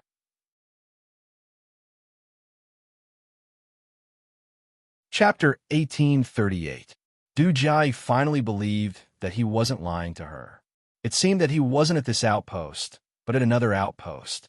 She immediately put on a dignified smile and said, "I'm sorry, Captain. Xia Jinyuan and I are old friends. He never contacted his mother after he joined the military. I was only looking for his whereabouts because his mother asked me to. I'm sorry for taking up so much of your time." Company Commander Feng had already learned about the situation from Instructor Gao and knew that there was no problem with Du Jiai's identity. He smiled brightly and said, "It's not a problem at all. It's a pity that I couldn't help you." Company Commander Feng had a good impression of the staff officer's daughter, who was polite and didn't put on airs at all. He was very willing to help her. "How about this, Captain Du? You write a letter, and I'll ask around at each outpost. If there's any news, I'll send a letter to Barracks 30 Li. What do you think?" When Qin Xiu heard Du Jiai's overjoyed reply, his lips curled into a smile. That's for the best. She was so anxious to find Xia Jinyuan. It seemed that the daughter of the Du family liked Xia Jinyuan. The two families had a dead knot, and Xia Jinyuan was a strong-willed person. Du Jia would probably be frustrated. Of course, that wasn't his main concern. His main concern was that he could explain to Mrs. Qin that the daughter-in-law she liked already had someone in her heart. As her son, he wouldn't be the bad guy and ruin Du Jiai's plans. With the Qin family's traditions, they didn't want rumors to spread about the daughter-in-law they liked. The first person to object wouldn't be Mrs. Qin, but the old master, who was enjoying his old age. The Qin family had always been strict. In the early years of the war, the The Qin family went abroad to avoid trouble. After they returned, the old Master Qin restrained the younger generation of the family from doing anything rash in order to prevent them from ruining the foundation of the Qin family. When it came to the grandchildren's generation, the Qin family was considered stable. However, the old Master Qin couldn't help but feel a little angry when it came to history. Therefore, even if the Qin family returned to its prosperous state before the war, the family's traditions were still strict. The slightest deviation would anger the old Master Qin. If one of the grandchildren married a woman who had a bad reputation before she got married, the old Master Qin would remove his name to correct the family's traditions. The conversation outside gradually quieted down. Qin Xiu heard Du Jiayi ask, "How are reporter Qin and his colleagues?" Only then did he know that Company Commander Feng and the others' excuse. He didn't know if he would tell Du Jiayi the truth or not. As a company commander of the outpost, he couldn't possibly make such a big mistake. The sound of footsteps and conversation gradually faded away until the surroundings were quiet again. Qin Xiu, who was lying flat on the bed, closed his eyes again. There was a smile at the corner of his mouth. He had probably solved another worry, so he fell asleep after a while. The charcoal stove emitted a certain aura. Smelling the unpleasant smell, Qin Xiu slept until dawn. The next day, Qin Xiu began to do what he was supposed to do as a reporter. He interviewed the company commander, platoon leader, and comrades. Then, he followed the company commander up to the high-altitude outpost. It took Qin Xiu 2 days to finish. During this time, Du Jiayi made excuses several times to come and read his manuscript, but she was rejected. In the end, Du Jiayi's face was livid. She didn't calm down even when they returned to the 30-mile camp together. Xia Jinyuan, who was about 300 kilometers away for the 30-mile camp, found out that Du Jiayi was asking about his whereabouts on the 4th day after Qin Xiu and the others returned to Beijing. At the same time, she also inquired about which army Yi Qian belonged to, what the number of the army was, and other information about his identity. Chapter 1839. In response to her inquiry, the leader of Camp 30 Li said, "This is what a soldier should do, and also a soldier's duty. You don't need to repay me to avoid ruining the atmosphere." His words directly blocked Du Jiayi's words, making it impossible for her to ask other leaders. She had no choice but to return to the Nangguang military region with regret. When Xia Jinyuan found out that Du Jiayi had asked about him while asking about Yi Qian, his eyes suddenly sharpened. She found out that I was serving at the border. She didn't know that he was training at the border, but she found out that he had been serving there since he graduated from the National University of Science and Technology. On the 3rd year of Yi Qian, he had entered the Snowfield Brigade and received a mission to protect the construction of a satellite base in the border. His comrades in the Snowfield Brigade, such as J5, G3, Z7, and so on, had accompanied him. Because of some unknown reasons, this group of comrades had to travel to the border of a certain country to meet with the military there. In addition, the two sides had to exchange information. Only a few of them, who only had military ranks and no military information, had information about their military service at the border. Previously, Han Zheng had said that he still remembered that he belonged to the border army, which was why he had served in the army. It was understandable for her to ask about Yi Qian, but it was incomprehensible for her to ask about Xia Jinyuan's whereabouts. What's more, she was actually asking about him at the border. It was obvious that she was very certain that he was serving at the border. The only way to find out that he was serving at the border was by using his identity to protect the construction of the satellite base. The Major General had already investigated this matter thoroughly, so he said, "The border is at the level of the Deputy Military Region. This is Staff Officer Du's hometown. It's not difficult for Du Jiayi to find out if she wants to. She's really something. Just because it used to be his hometown, she can casually reveal the location of a soldier's military service?" Xia Jinyuan's face immediately darkened. There was a strong sense of hostility between his handsome brows. "You've stretched your hand too far. Be careful not to get stomped." The Major General was shocked when he heard this. Du Jiai had directly investigated Yi Qian and Xia Jinyuan from the system and triggered the warning system. The head of the military's top-secret department immediately reported to him. In less than half a day, he had investigated the entire matter, including how Du Jiai knew about it. There was obvious hostility in Xia Jinyuan's voice. Major General Lu knew a thing or two about the Xia and Du families. Because he knew about it, he had to settle it properly, in case Xia Jinyuan brought it up without knowing it, which would give Staff Officer Du another chance to go against the family Xia. He then said, "All of your information is now classified as top secret. Your identities are not in the entire system. Therefore, there is no leak of information about the members of the Snowfield Brigade. Furthermore, even the fake identities you used to enter the satellite base were classified as top secret. Even Advisor Du did not have the authority to investigate them." Xia Jinyuan said in a low voice, "I trust the military on the confidentiality aspect. Please tell me how she found out that I was serving at the border." "She found out that you were serving at the border from Staff Officer Du then. She didn't ask Staff Officer Du personally, but..." The Major General paused for a rare moment. When he spoke again, even his tone was much softer.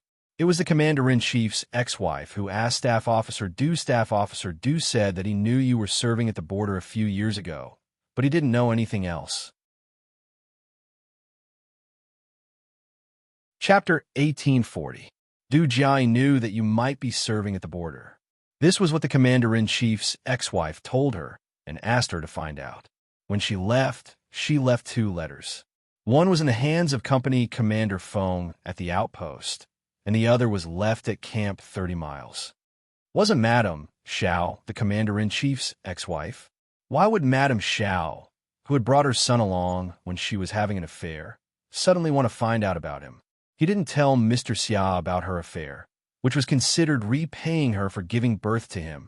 When you went to the border to ensure the construction of the base, you went there as an ordinary officer. Staff Officer Du was the one who approved you, so it's normal for him to know. Moreover, he only said that you were serving at the border, but he didn't say anything about the army or other details.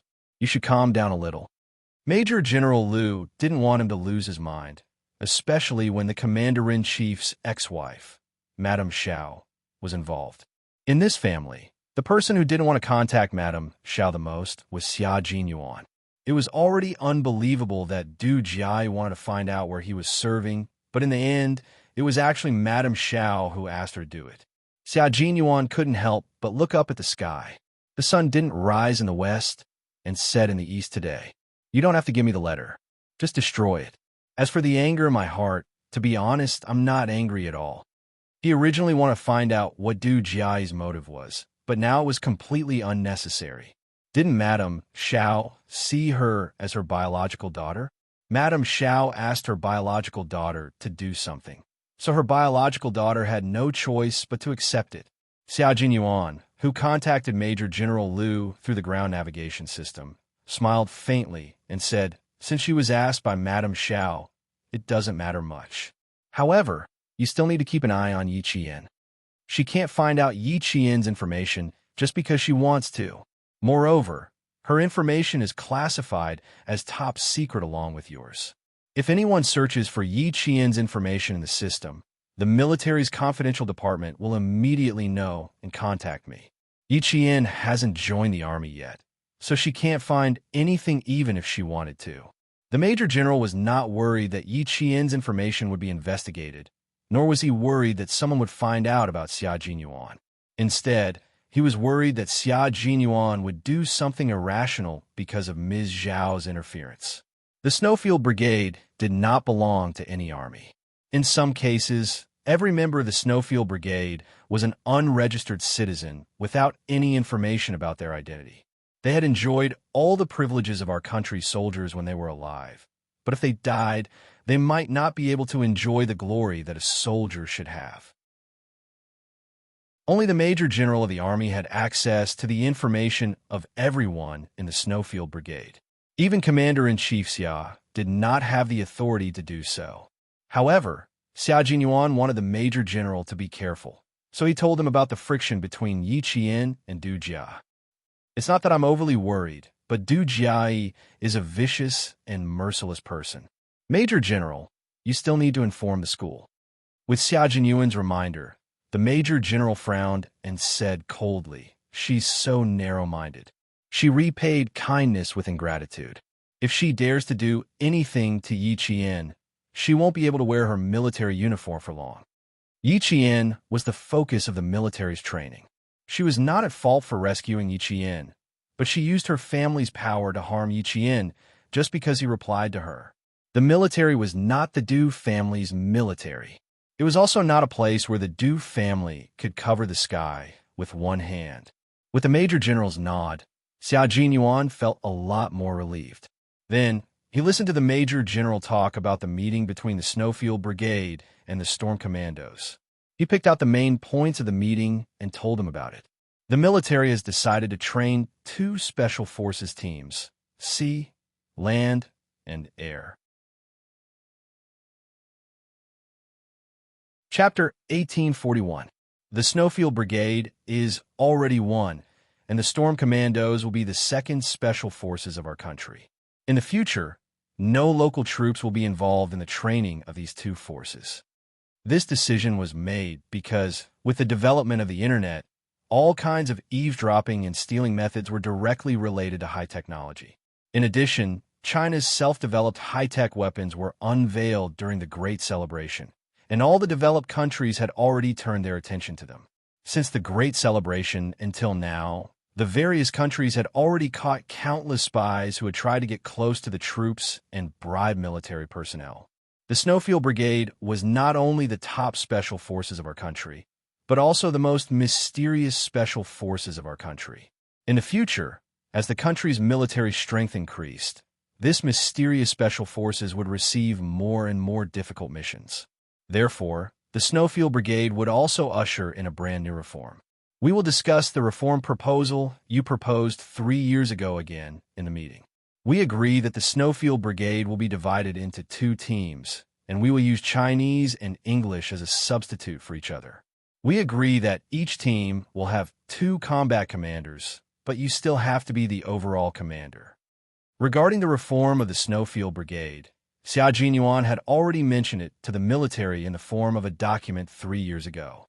However, because the changes were too big, the military did not make any moves.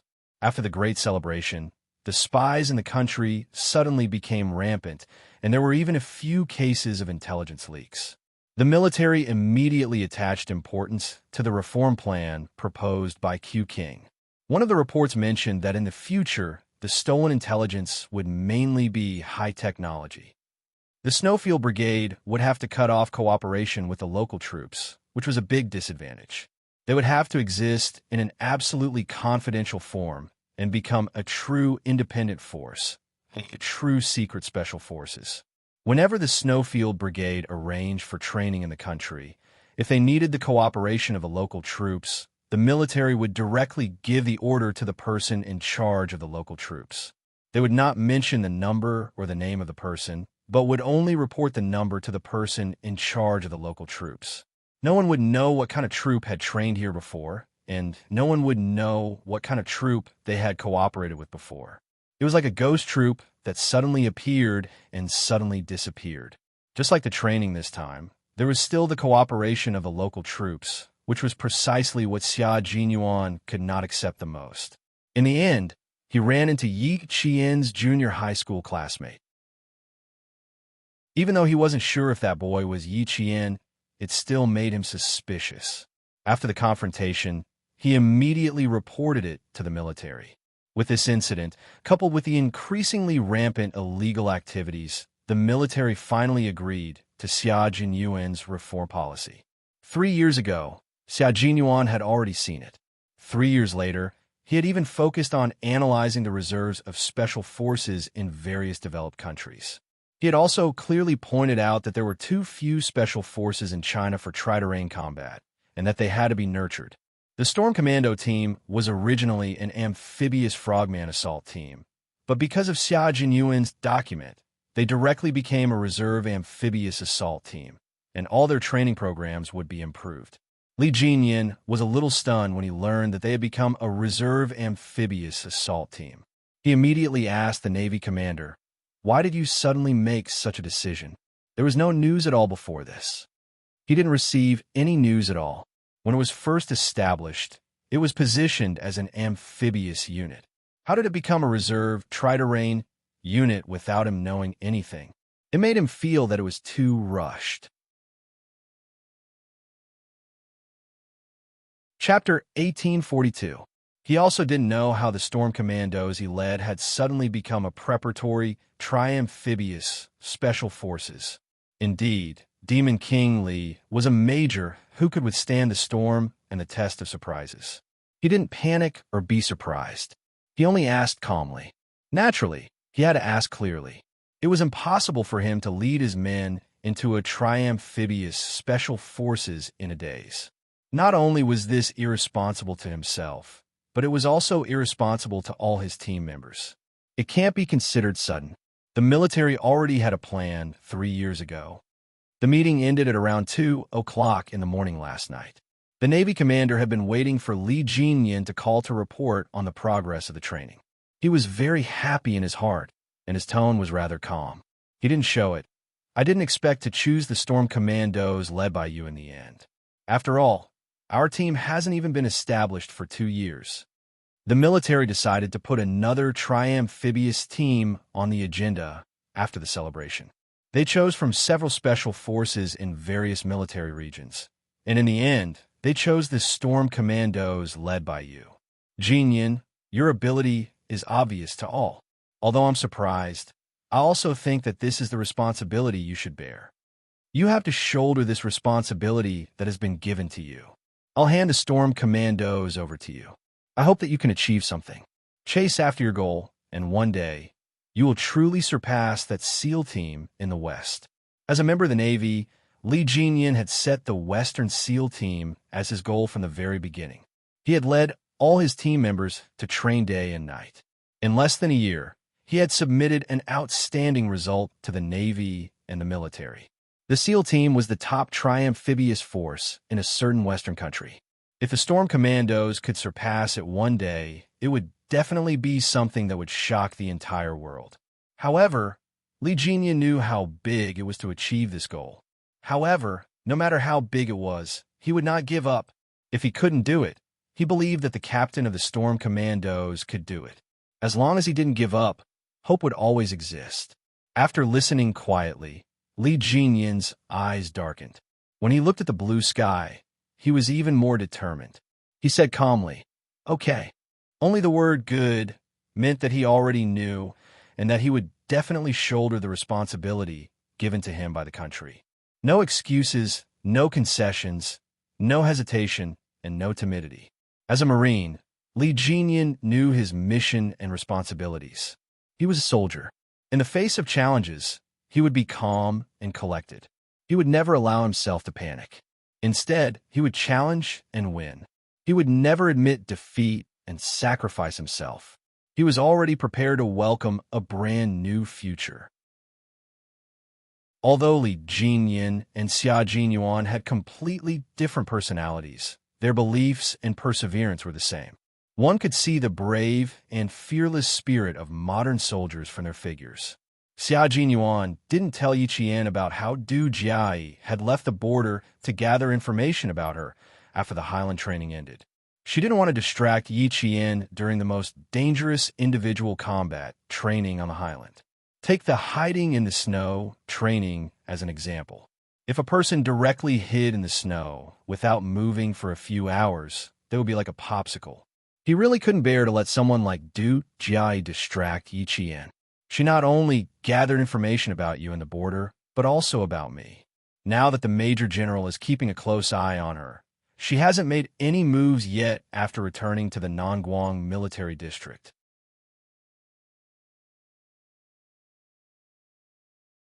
Chapter 1843. Xia Jinyuan didn't hide anything. He even told Yi Qian everything that Du Jiai had asked about him. I reminded the Major General.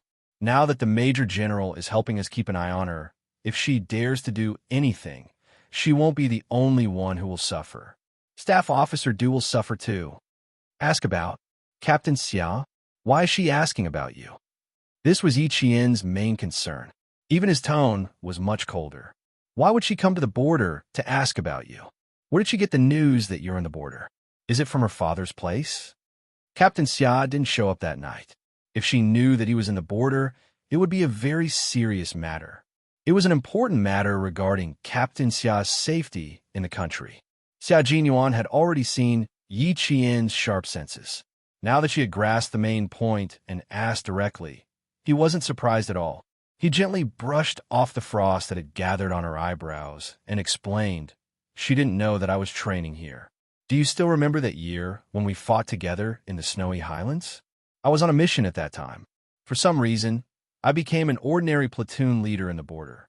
The border was where Staff Officer Du had worked his way up. At that time, he only knew that I graduated from the National University of Science and Technology and was serving in the border. Madame Xiao found out from Staff Officer Du that I was serving in the border, so she asked Du Jiai to ask about me. As for why she asked about me, I don't want to know. It couldn't be anything good. Moreover, he didn't want to have anything to do with Madame Xiao." Yi Qian was relieved. He was afraid that she knew that Captain Xia was training in the border, so she directly asked about him. She also noticed that his tone was especially cold when he mentioned Madame Xiao, even with a hint of disgust. Yi Qian knew who Madame Xiao was. Although she didn't know why he had such an expression, she was definitely on his side. Just ignore her. It's not worth getting angry over someone you don't like. She advised him with some heartache. During this period of time, he had been planning the training. Sometimes he didn't even have time to give her homework at night. If you're tired, don't let someone you don't like affect your mood. Xia Jinyuan wasn't someone who would get angry over Madame Xiao. He just simply discussed. Affect his mood? Heh, she really didn't have that right. As it was a private matter between the two of them, they chose a place where no one else was around. After glancing around to make sure there were no comrades around, Xia Jinyuan suddenly bent down and gave Yi Qian a quick peck on the cheek. His thin lips curved into a wanton smile as he said, "You guessed wrong. You should be punished. Your Captain Xia is not someone who is easily affected by others. Of course, this little fox in front of me is an exception. Just a small look or a small action from her can make my mood fluctuate." Indeed, it didn't affect his mood at all. It could be seen from his indecent behavior. Yi Qian, who had just been kissed, glared at him. There was no anger in her eyes, only coquettishness. "You're getting more and more mischievous. Status. Mind your own status. I pay a lot of attention to my identity. I don't dare to forget it at all times, but I do need to relax occasionally, especially now that it's rest time." Major Xia had always known how to strike a balance between work and rest. They had left the highlands at night. Now, it was equivalent to taking half a day off to wait for the helicopter from the aviation team to arrive. He could take advantage of the rest time to have some sweetness. It could help him sweep away the stress of the past half a month. The two of them didn't leave alone for too long. Just as Yi Qian said, they still had to pay attention to their status. In addition, Li Jinyan came looking for them. So Yi Qian left first and seized the time to revise her homework. Returning to school would be the midterm exams, so she had to hurry. Chapter 1844. It was bitterly cold in the northwest of Xinjiang, but the sun was shining brightly in Nangguang. The lowest temperature today was only 8 degrees Celsius. Compared to the dozens of degrees below zero in Xinjiang, Nangguang was as warm as spring. Yi Jifan, who was in a suit for the first time, was in a sharp contrast with the soldiers in dark green uniforms. Seeing that the door of the office building was guarded by heavily armed soldiers, Yi Jifan could not help but swallow his saliva. He had been an officer for nearly 20 years, and this was the first time he had interacted with a senior officer in the army. He put his left hand into his pocket and touched the cold jade pendant. A trace of uneasiness flashed in his eyes. Yes, uneasiness. The reason why he could talk to the young master of the Du family was because he received a call from the mysterious man again. It had been more than 10 years since he received a call from the mysterious man. When he received the call again, the disguised voice did not change much. Probably because he was older, the voice was not as impetuous as it used to be. When the voice came from the phone, he almost thought that he was going to take back the jade pendant because he didn't let Yi Jian become useless at all. Instead, he watched her go further and further away and stand higher and higher. Even he, a dignified bureau chief, couldn't do anything about it. So he was afraid. He was afraid that the owner of the jade pendant, who had sent him to his official career, would take back everything he had and leave him with nothing. But he did not expect that the mysterious man, who he had not contacted for more than 10 years, would say, "Try to send Yi Ying to the army. He will provide the opportunity." Sending Ying to the army. This was what he had been dreaming of. He followed the order and went to Nanguang to save the young master of the Du family, who was attacked by the mafia during dinner. He was the commander of a brigade in the Nanguang military region. He had racked his brains in the Nan province, but still could not do it. But in less than 4 days, he had done it easily in Nanguang. Although he had been stabbed in the back, it was worth it. It was really worth it. "Commander, Bureau Chief Yi is here." The guard knocked on the door and told him the purpose of his visit. There was no immediate answer. Just when Yi Jifan was feeling a little uneasy, the half-closed door suddenly opened. A soldier in his early 30s with a medium build opened the door personally. His eyes fell directly on Yi Jifan, and he laughed loudly. "Bureau Chief Yi, I have been waiting for you. Please have a seat." This was Chief of Staff Du's eldest son, Du Kaiwei, 33 years old. He was a commander of a brigade in Nanguang military region. His enthusiasm suddenly made Yi Jifan's heart. But when he saw Commander Du smile, "Director Yi, you should have time to have a meal with me after we're done with work." I, of course. And I. Director Yi had blocked the knife for him. If he hadn't blocked it, the knife would have landed on Du Kaiwei's neck, and his head would have fallen to the ground on the spot. Just because of this, he could not neglect it. Yi Jifan smiled very elegantly. Facing the warm hospitality, he was still calm. He did not show how happy he was. Chapter 1845. Before Yi Jifan went to Nanguang for the business trip, he had already roughly learned about the Du family situation. Although it was not a real prominent family, it was still quite rich. Chief of Staff Du's family was relatively simple. There was an elder brother who was the second most powerful person in Nanguang province. His children had already joined the army. Although Chu Yunsheng didn't know what they were doing, with an elder brother who was the second most powerful person in Nanguang province, it shouldn't be too bad. Chief of Staff Du was the second son. He had 2 sons and 2 daughters. Commander Du was the eldest son. He was only 33 years old. He also had a younger sister who was a member of the Standing Committee of Jiang Province. This Mrs. Du was in her early 40s. She only had 1 daughter, and she was still studying abroad. But the most noteworthy one was Chief of Staff Du's wife, Mrs. Li.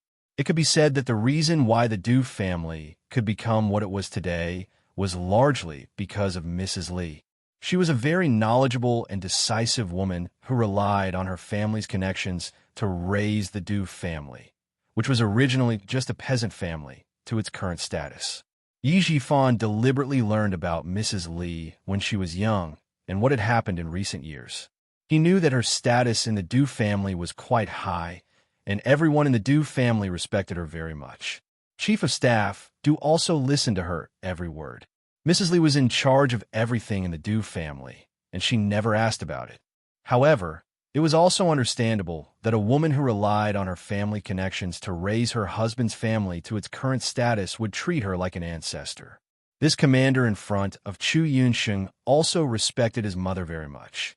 It was because of this Madame Li that Yi Jifan had no choice but to be cautious.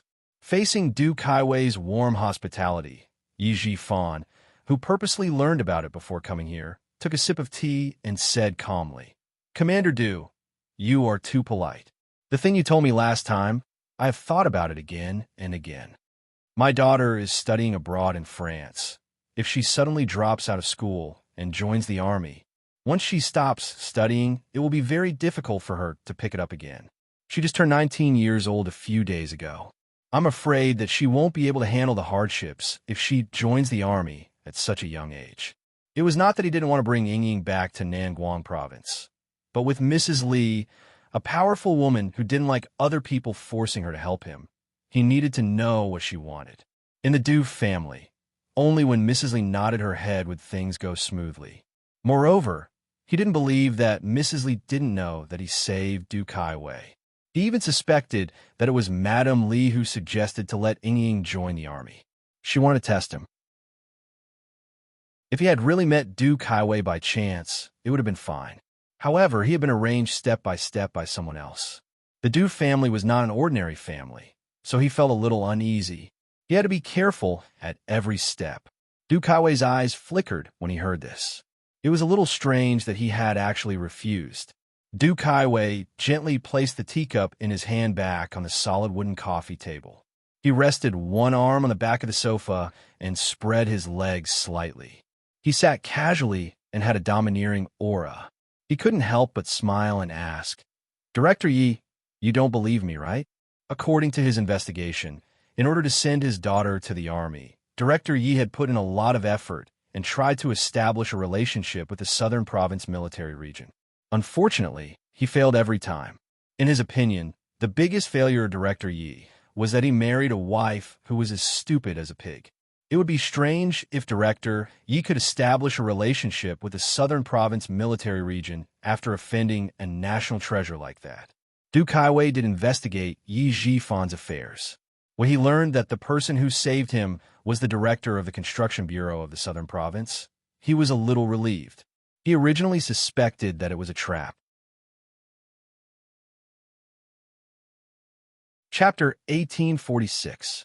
She also found out that Yi Jifan's political achievements were excellent, but he didn't have any connections with the military. She wanted to build a relationship with the military, but he was always rejected. So she completely believed that saving him was not a trap. But Mrs. Li was right. No matter what the result of the investigation was, seeing was believing. After he finished speaking, Du Kaiwei, who had been very polite the whole time, stared at him without blinking, patiently waiting for him to answer his question. "Commander Du, this is not a matter of whether I believe you or not. I just don't want my daughter to stop studying. Also, my daughter is still young and naughty. She made a big mistake in the college entrance examination, so she can't take the college entrance examination for the next 5 years." Yi Jifan said very slowly. He told Commander Du the truth about Yi Ying's situation. He didn't believe that Commander Du didn't send someone to investigate these things. Since he couldn't hide it, he might as well tell him everything. At least, he could leave a good impression. At that time, I thought that I couldn't let my daughter go to the military. Since she can't take the college entrance examination, then she should go to the military.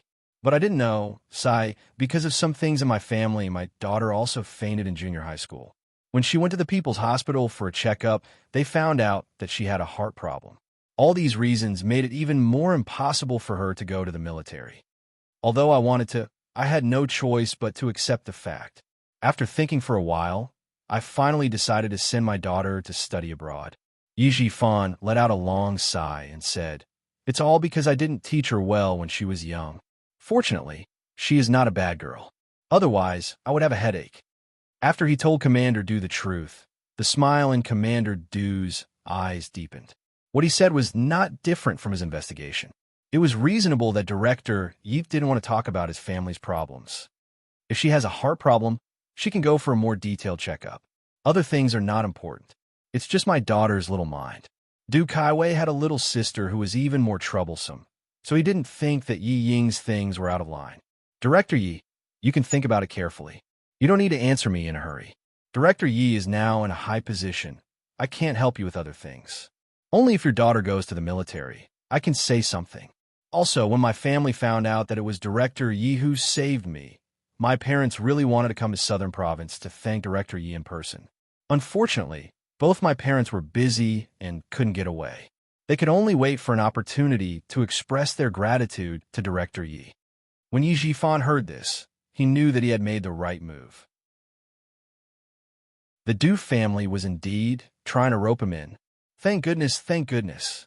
Fortunately, he knew about Madame Li's past, so he did not rush to agree. When the Du family was investigating Yi Jifan had already investigated the Du family. However, he had always been cautious. When he found out that Madame Li was actually in charge of the Du family, he hurriedly investigated Madame Li's character. As a result, he found out that Madame Li had done something back then, which made him break out in a cold sweat. The old madam of the Du family had a cousin who had once lent half a liter of rice to the Du family during their most difficult time. About 10 years ago, that cousin saw that the Du family had become rich. He had not visited the Du family for a long time, so he took this opportunity to visit the Du family. He wanted to help his grandson, who had not been admitted to a good university, get in through the back door.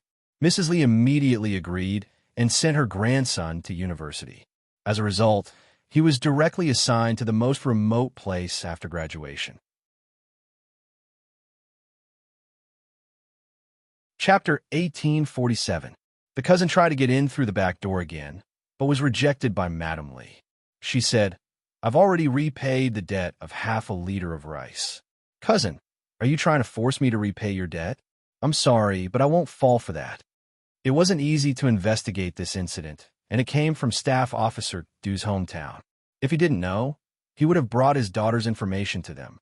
Taking things slowly was Yi Jifan's rule as an officer. He was never aggressive and never took risks. With someone supporting him from behind, he just needed to walk steadily.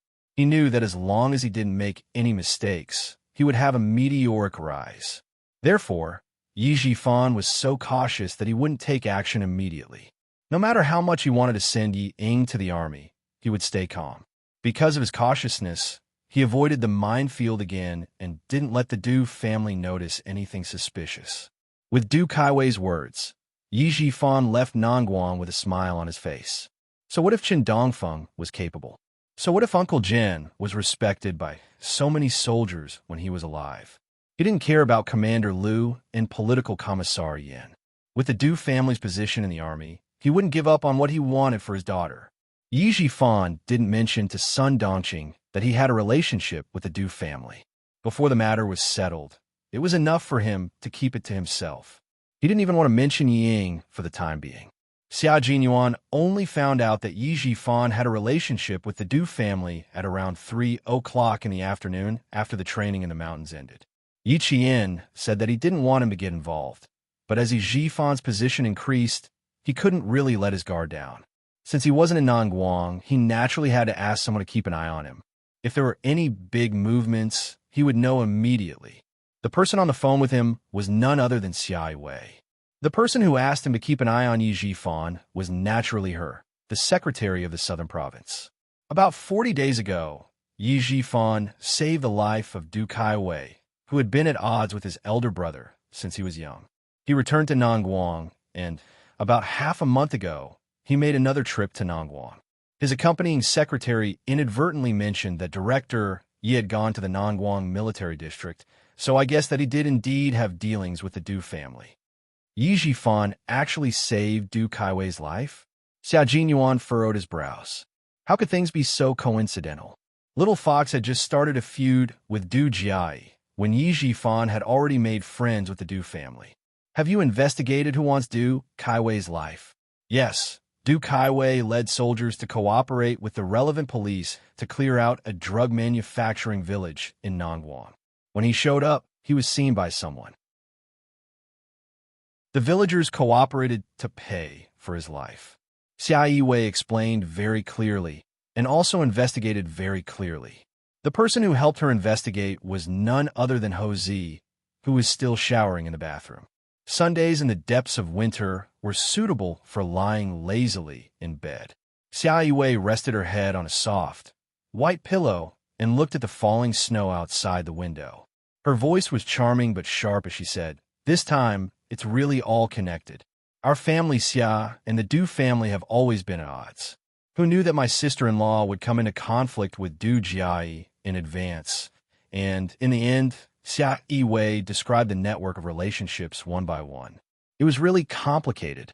In one sentence, she concluded, "It's really fate that my sister-in-law and our family Xia are fated I'm also fated to be with your family, Xia. A familiar male voice suddenly came through the phone. Xia Jinyuan did not even frown and said, "Help me ask Brother Z about the progress in France." Chapter 1848. The other side of the phone suddenly went silent, as if someone had covered it. After dozens of seconds of silence, Hosea, who had eaten her fill, lazily opened her mouth and said, "I can't delay the matter you asked me to do. Don't worry, everything is fine."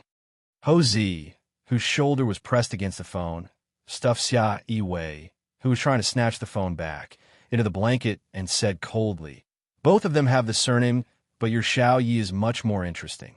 She's like that woman in France who pretends to be aloof and flaunts her relationship with Ying. I just need to move my hands and she'll take the bait. She'll be busy now." Xia Jinyuan did not ask about the process, nor did he ask how Ho Zi was going to deal with it. When he found out that Ying was studying in France, he immediately contacted Ho Zi. Originally, he wanted to ask for his help to destroy Yi Ying in France, but when he remembered that Ho Zi had blown up the underground gun warehouse in his villa in Mount Dalong, Xia Jinyuan changed his mind and asked Ho Zi to help lead Yi Ying to the bad path. Xia Jinyuan knew that Ho Zi must have countless ways to lead Yi Ying to the bad path. As long as Yi Ying took the bait, she would suffer. France was Ho Zi's second hometown, and he knew a few people from all walks of life. Ho Zi, who had always done things appropriately, knew what to do and what not to do. "Thank you, Brother Z. I'll treat you to a drink when I go to Nan Province." "You're welcome. I've been quitting drinking and smoking recently. Your sister has cut off all forms of entertainment that are harmful to the liver and lungs. If you want to treat me to a drink, I don't mind, but your sister does." Ho Zi used the blanket to wrap Xia Yiwei, who was struggling to get out of the blanket. His flirtatious peach blossom eyes smiled as he looked at his beloved woman, who was blushing. He held the phone in one hand and the blanket in the other to prevent her from jumping up and making a fuss. He had been an underground lover for most of his life. It was time for him to become an official lover. Xia Yiwei's face was sullen, and her eyes were filled with anger. "Ho Zi, if you don't let go, I'll make you pack up and leave right now. Let go of me, do you hear me?" Xia Jinyuan heard her words clearly. The two of them had been entangled with each other for so many years and had gone through so many times, but they had never really cut off all ties. It was impossible for the two of them to break up. Ho Zi had hardened his heart and cut off his underworld ways. It took him 2 years to clear his name. He knew that Xia Yiwei would not be able to dump Ho Zi and marry another man. Seeing that the two of them had reconciled, Xia Jinyuan did not say much. He only said one more thing before hanging up the phone. "Brother Z, old madam has been waiting for my sister to get married and have children. Don't worry, don't worry. I'll definitely let old madam get what she wants. I'm hanging up first. I'm still a little scared of your sister's temper. Last night, she wanted me to kneel on 2 bowls. Now, she's so scared that she wants me to kneel on cactus. Oh, Z, shut up. Give me the phone." Xia Yiwei, who was wrapped up like a cocoon, roared. Just by listening to her voice, one could tell that Secretary Xia was not as intellectual and dignified as she usually was. Xia Jinyuan was not interested in eavesdropping on other people's private matters. He was about to hang up, but when he heard that Xia Yiwei still had something to say to him, he moved the phone away from his ear. He did not want to overhear the fun between the two of them. Yes. Baby, are you going through menopause? Why is your temper getting worse?" Hosea was a gangster and did not mind talking dirty. Now that he had finally won the heart of his beloved woman, he coaxed her and approached her step by step, making it impossible for her to leave him.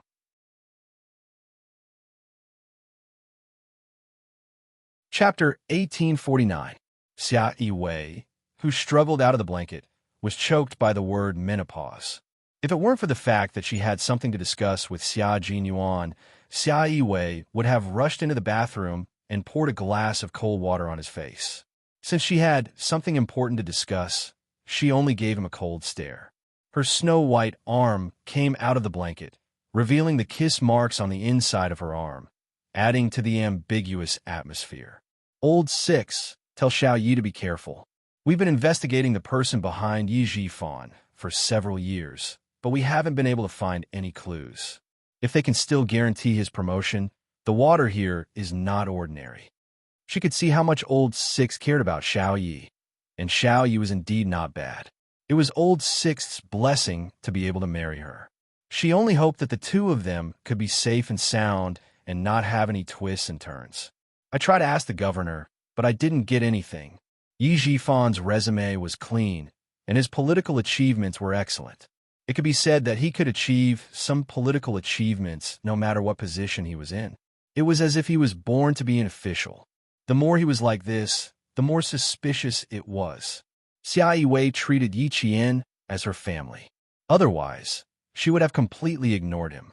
After several years, she still couldn't find any information. It was clear that the person behind Yi Jifan was extraordinarily powerful. Xia Jinyuan had always known that the person behind Yi Jifan was extraordinarily powerful. Otherwise, with Yi Jifan's seemingly good political achievements that didn't bring any benefits to the people, it was impossible for him to be promoted so quickly. Now that he had connections with the Du family, it gave family Xia a chance. Hearing this, she said calmly, "Continue to help me keep an eye on him. If you can't find any loopholes in him, his daughter will become his loophole." With Ho Zi's methods, Yi Jifan's daughter must be living a prosperous life in France.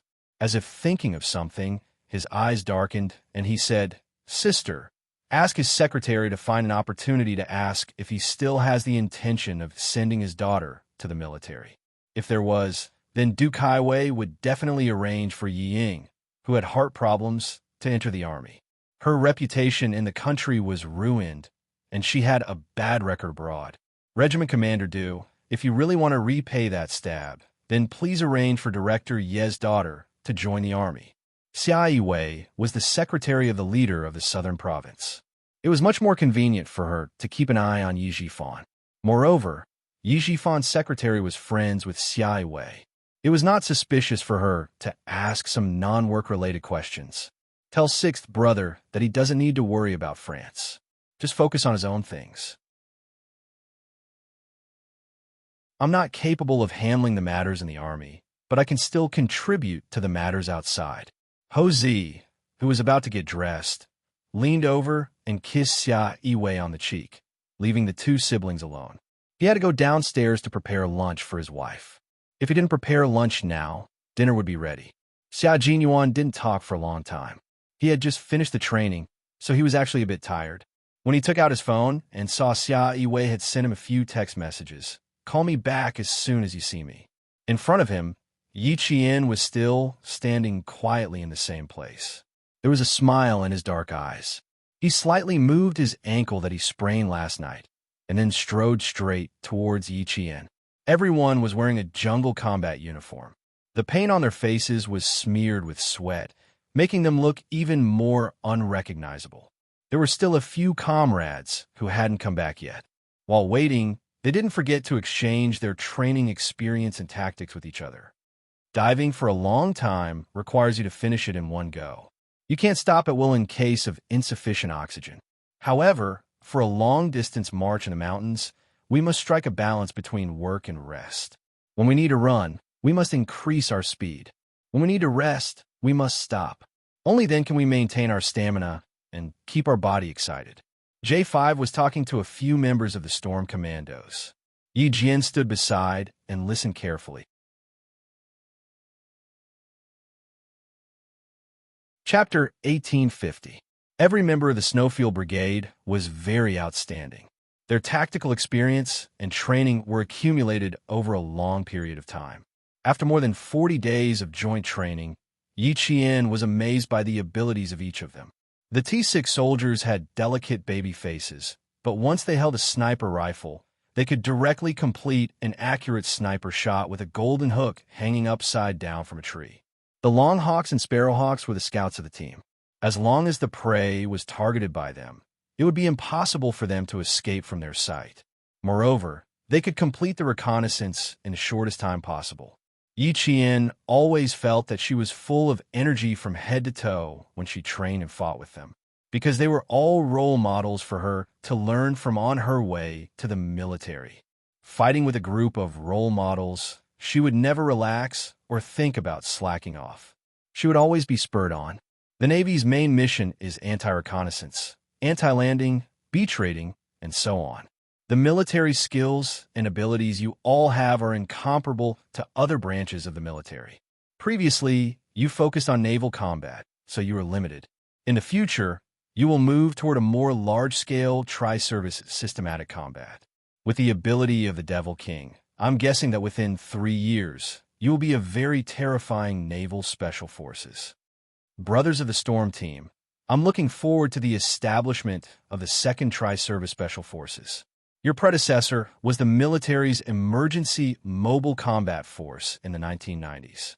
In case of an emergency, you could be directly commanded by the General Staff Department. With such a powerful predecessor, there should be a tri-amphibious special knife-wielding unit. Now that everything is finally settled, I'm looking forward to our next joint training.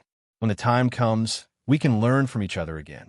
I'm sure it will be very enjoyable. Just as J5 finished speaking, Yi Qian saw Xia Jinyuan, who was standing in the distance making a phone call, walking towards him. He smiled at him, then looked away and focused his attention on J5 again. Why did J5 say that he was looking forward to it? It had to be from the beginning of the 1990s when someone in Tai provoked our country, causing our entire army to be in a state of readiness for war from the second half of 1995. From 1995 to 1996, danger appeared again, and there was a transfer of troops from the south to the north. They only cared about one side and did not care about the other. It also made the military and the highest leaders in the Great Hall more aware of the lack of amphibious forces in our country. It wasn't until 1998 that the Nangguang Military District sent a division to be reorganized into another strong force of the Navy that the transfer of soldiers from the south to the north was resolved.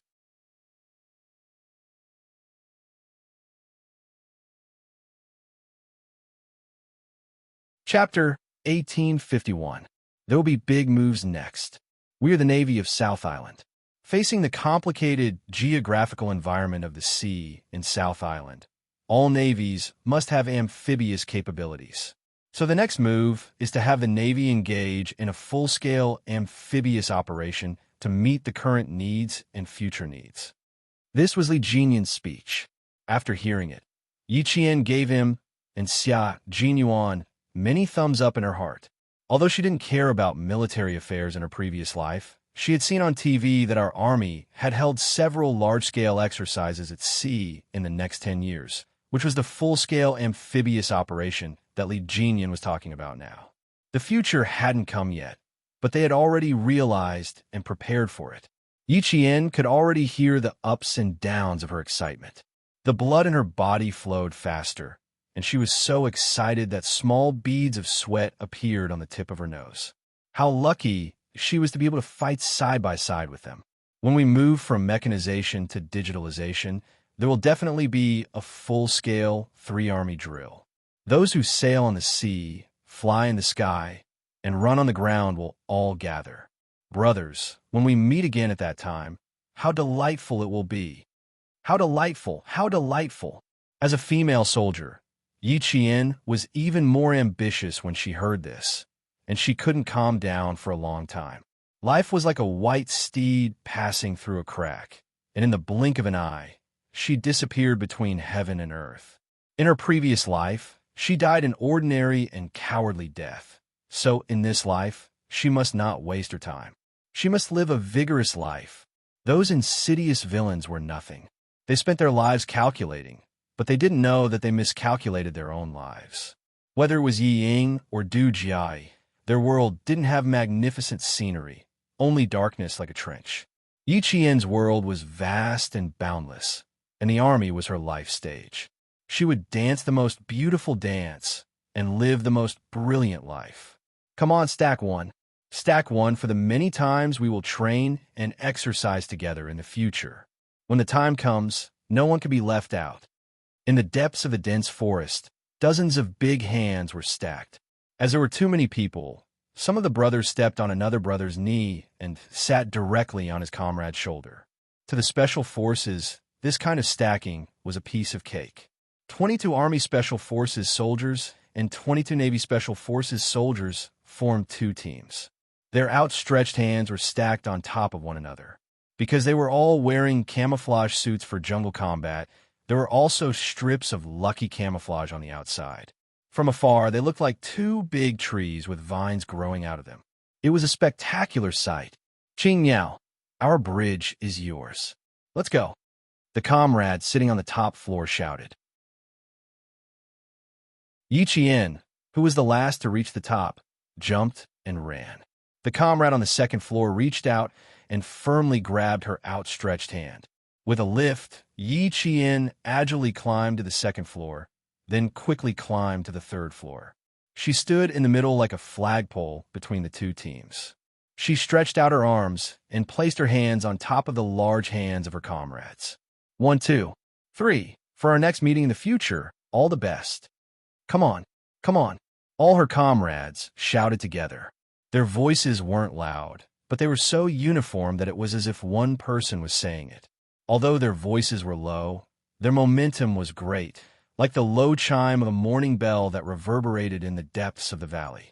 This was the friendship of a comrade, a friendship that went through life and death and entrusted their backs to each other. Although they didn't make a sound, it was as deep as the sea and as vast as the sky.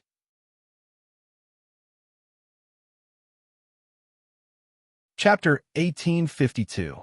The promise of not one less was their promise to each other, as well as to themselves. However, they were Special Forces soldiers who walked on a knife's edge. Perhaps one day, they would fall off the knife and the cold gleam of the knife would pierce through their hearts. That would be an eternity. K7 chewed on this promise and committed it to memory. Looking at his comrades hugging each other and saying goodbye, he felt a slight warmth in his cold heart. Some people said that he was too cold and inhumane, and that it would be best for him to be reformed in the army. Perhaps he would be able to cover his face with his heart by going through life and death situations with the soldiers. He didn't say no, and a week later, someone sent him to the army. How many years had it been? It had been 8 years since he graduated from medical school when he was 19 years old, and now he was 27 years old. It had been so many years, but he had never thought of leaving the army. He had never thought of going home. The figure in front of him was so lively, so loyal, so why should he leave? This was his comrade who had gone through life and death with him. After folding his arms, K7 stood far away. Looking at his comrades hugging each other, there was a smile in his eyes. Then, there was a smile on his pale face. In the end, his lips, which were rarely curved, were raised high. He walked very quickly, as if he was chasing after something. When he walked in front of a member of the Storm Commandos, he suddenly reached out and hugged him tightly. See you next time, brother. It was the most common farewell hug, but the Snowfield Brigade members who saw it looked as if they had discovered a new continent. They stared at K7, who had never hugged his comrades before. The one who was hugged was Whale. He didn't know about K7's personal situation and habits, so he hugged him back and said, "Of course, of course." When he let go, the big smile on his face really blinded the eyes of his teammates in the Snowfield Brigade. His bad habit was gone. He could even hug his comrade. F***CK. When did it get better? Why didn't they know? Yi Qian didn't know either, but he noticed that Xia Jinyuan and the others' expressions were a little strange. So he asked softly, "Why are you guys so shocked when K7 hugged Whale? Isn't that normal?" It's not normal. K7, who graduated from medical school at the age of 19, never hugged anyone. It was the same in the army before, and it was the same in the Snowfield Brigade. He has a psychological trauma, so everything is normal except for hugging, Xia Jinyuan explained in a low voice with a smile. He took this step, which means that he has overcome his psychological trauma. Hearing that, Yi Qian thought about it carefully and realized that K7 had never hugged his comrades before. Then he saw him hug his comrades from Storm Commandos one by one. Yi Qian was very happy. Overcoming psychological trauma was not an easy task. Qing Yao, I'm afraid it won't be easy for us to meet again after this farewell. You're a female soldier, and the female soldier I admire the most." The great whale walked over. He couldn't give the female soldier a solid hug, so he just hugged her lightly before letting go. He looked at her with his bright eyes and smiled gently but reluctantly. "Our team is also your team. You're welcome to come and train with us often. The Demon King will also be very happy to have you here." Xia Jinyuan heard the first part of the sentence very well, but the last part made him raise his eyebrows. Why did it sound like there was another layer of meaning? Yi Qian answered seriously, "You guys still have a lot of skills that I haven't learned yet. As long as there are arrangements, I will definitely return to the team." "Ha ha ha, sure, we'll all be waiting for you." Whale's laughter became louder.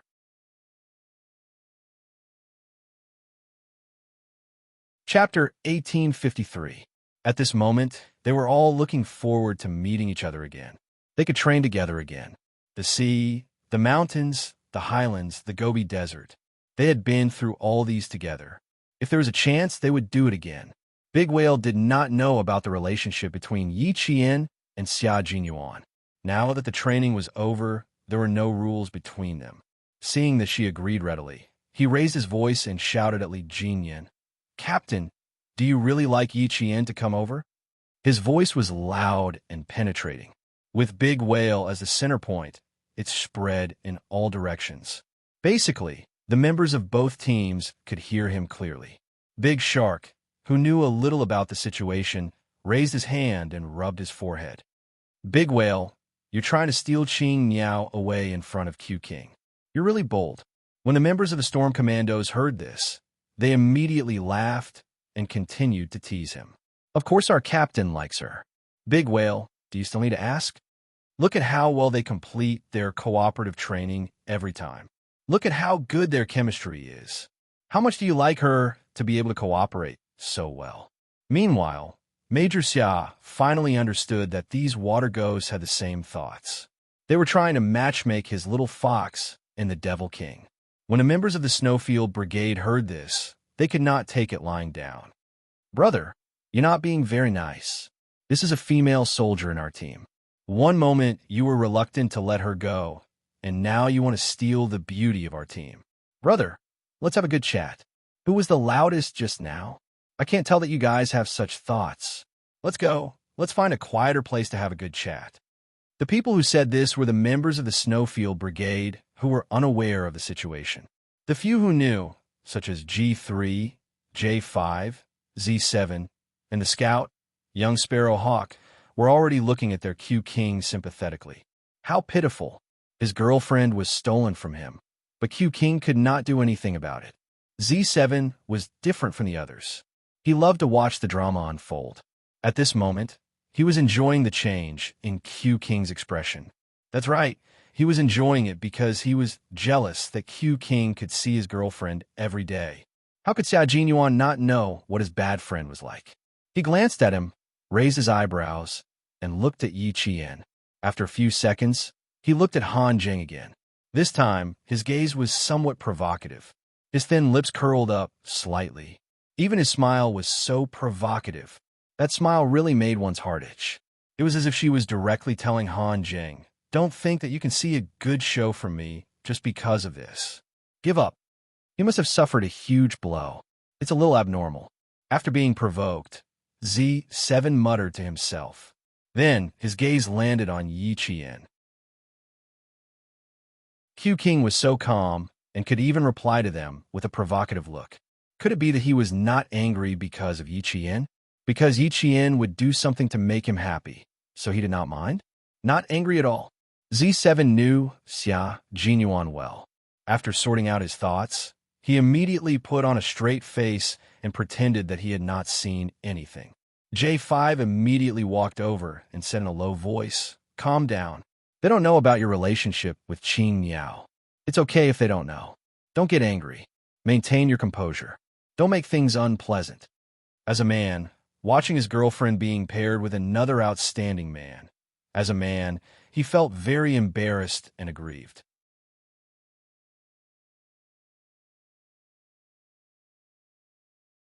Chapter 1854. It was indeed embarrassing to encounter such a situation, but Major Xia Jinyuan was not an ordinary person. Nothing that could make him feel awkward had ever happened before.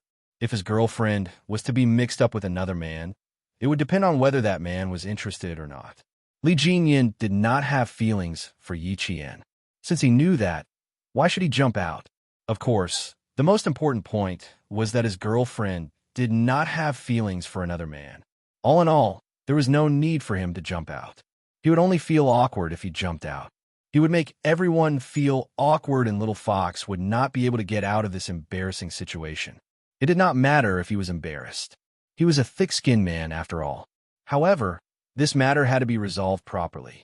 He did not want to make things difficult for Little Fox. As for himself, he was not angry. Other than feeling a little stifled, he was also a little worried. He was worried about when his identity would become open and above board. However, he still had to put on an act. He had to let Little Fox know how aggrieved he was as a boyfriend who could not be exposed to the public. When he heard this, he said, "Don't worry. I still have some manners. The ignorant are innocent. When they find out one day, I will find a way to talk to them about the past. We'll talk about it in the future. Bear with it for now," J5 said, and felt like laughing. You have to understand that the rarer something is, the more valuable it is. What's more, Qing Miao is extraordinary. Her talent and appearance are top-notch. The hormones in a man's body will cause trouble, and he will more or less have some fantasies about her. Cough. Do you want to take a breather now? Major Xia felt that his comrade was too good at backstabbing him. He had not thought of anything else, but his comrade had thought of everything. What did he mean by more or less fantasize about being with her? You're not here to comfort me, so you can stab me a few times, right? Major Xia stared expressionlessly at his comrade, who was trying hard to hold back his laughter. Fantasize about being with her? If you said, fantasize about being with a girlfriend like Qing Yao, I might be able to accept it. When J5 heard this, he laughed and patted Xia Jinyuan on the shoulder. He laughed so hard that his shoulders shook. I'm honest. I'm not lying. Please forgive me. An honest man can't go against his conscience and lie. It was good that she was not angry. He was really worried that a dispute would arise because of this. After laughing, J5 said seriously, but this also shows that as long as the two of you don't let the public know about your relationship, something like this will happen again. Q King, in my opinion, if you want to solve this problem, you should just ban the jokes between comrades. It doesn't matter to us guys. We're thick-skinned and flirty. She's a female soldier. If such jokes are made frequently, not only will it affect her mood, but it will also ruin her reputation. Yes, I'll make a statement after they leave. Xia Jinyuan, who had the same intention, nodded lightly. His gaze had already landed on Yi Qian. She still had to solve this problem herself. Due to his status, he had to wait for Demon King Li to make a statement first before he could stand up. Although the two teams trained together, they were two different teams after all. They had their own captains, so Li Jinyan had to be the one to stand up for the Storm Commandos. Xia Jinyuan, who was born in a military family, knew how to get along with his colleagues. He would not let himself make the mistake of overstepping his authority. Major Xia was also someone who would not let himself be taken advantage of. Since he wanted to let Yi Qian know that he was upset, his expression in the blink of an eye was so pretentious that even J5 silently distanced himself. As expected of a soldier king, he really knew how to act.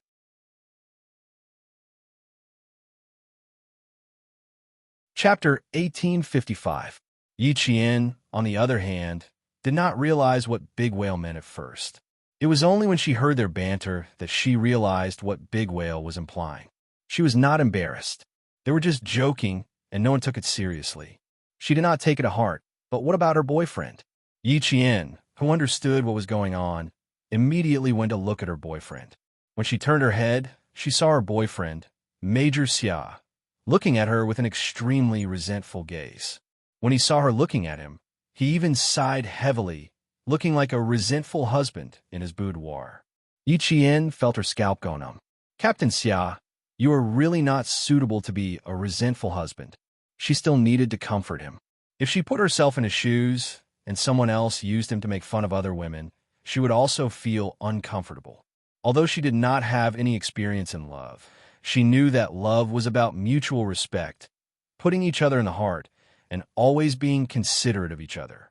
Moreover, although the members of the Storm Commandos were joking, this kind of joke should be prohibited.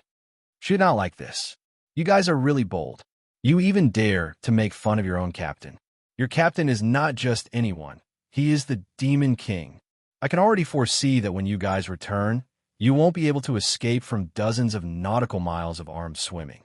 As soon as Yi Qian finished speaking, all the members of the Storm Commandos immediately looked over. It can't be right. It was just a joke. With one look, the bolder members were so scared that their hearts trembled. Their Demon King captain already had a cold face, but now he was so cold that his face was expressionless. Everyone knew that the expressionless Demon King was the scariest. Xiao Jinyuan was already laughing. Dozens of nautical miles of armed swimming was not an easy task.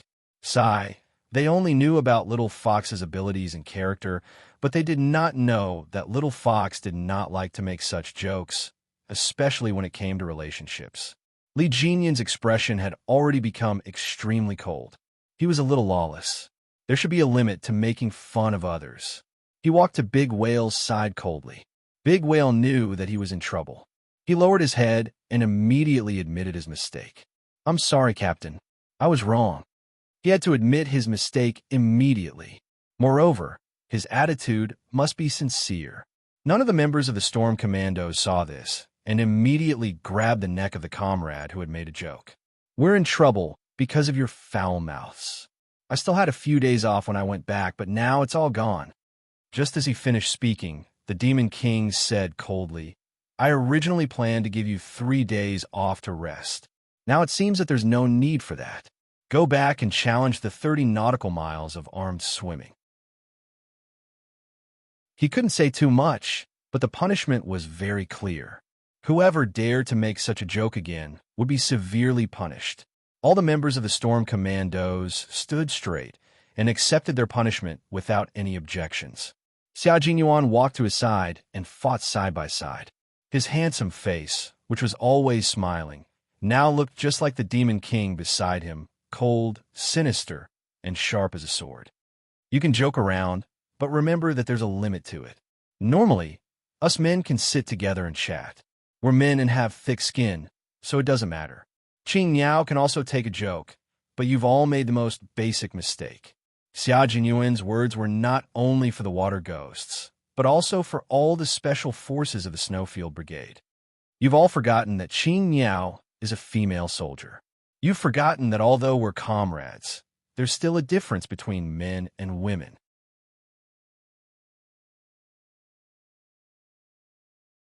Chapter 1856. I hope that we won't hear jokes like today's in the future. I also hope that everyone can give Qing Niao some face and not make her feel too awkward.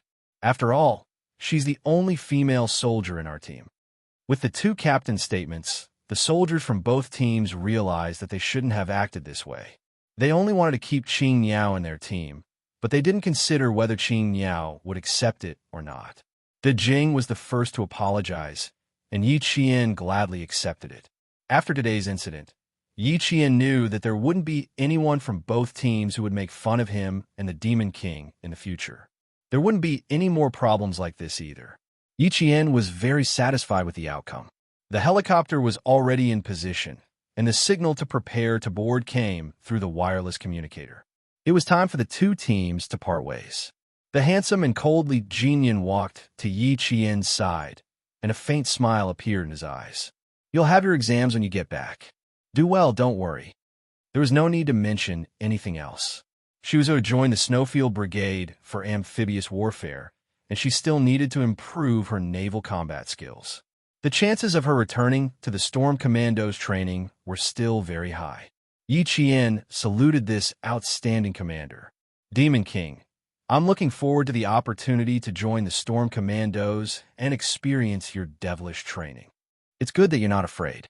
If you're afraid, you won't come. Yi Qian replied quickly. If you're afraid, you won't come. What a big tone. After carefully studying her brows for a while and confirming that she was really not afraid, Li Jinyan's cold smile gradually spread into his eyes. It was like a warm spring breeze, adding color to his handsome face. This kind of female soldier was really admirable and breathtaking. It was as if they were influenced by her and sighed. So such female soldiers still exist. Li Jinyan nodded slightly, and finally said a word of praise. You're very good. You've never disappointed anyone, never letting anyone down. It didn't mean that you only did a good job, but if you did it better than expected, then you would never let anyone down. In the end, Li Jinyan also gently hugged the female soldier who used to be in his team. He hugged her slender but unbending body into his arms. The softness that belonged to a girl softened his calm heart. Work hard. Don't bury your talent. I'm looking forward to your participation in the overseas tournament. With such a female soldier, the male soldiers would feel proud. The helicopter that would pick up the storm commandos would arrive in half an hour. Li Jinyan looked at the time and pointed at the rifle on Yi Qian's back. Before we leave, we need to confirm one last thing. We want to see how you shoot with our own eyes. This matter started when they entered the mountainous area and entered the search shooting competition as well as the accurate shooting with 100 bullets within a time limit of 300 meters competition. When Yi Jian's shooting data came out, she was 0.003 seconds faster than Devil King Li. This meant that when Li Jinyan finished his first shot, Yi Qian had already finished his second shot. For the 300-meter limited shooting, I realized that you don't need to aim at the target in advance to be able to shoot accurately. When Commander Dong got your data, he couldn't wait to come over personally to watch you finish. We're even more curious and want you to teach us. When it came to training, Li Jinyan spoke more than usual.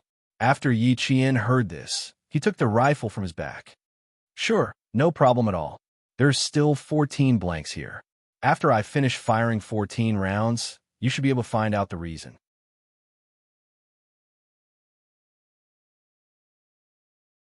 Chapter 1857.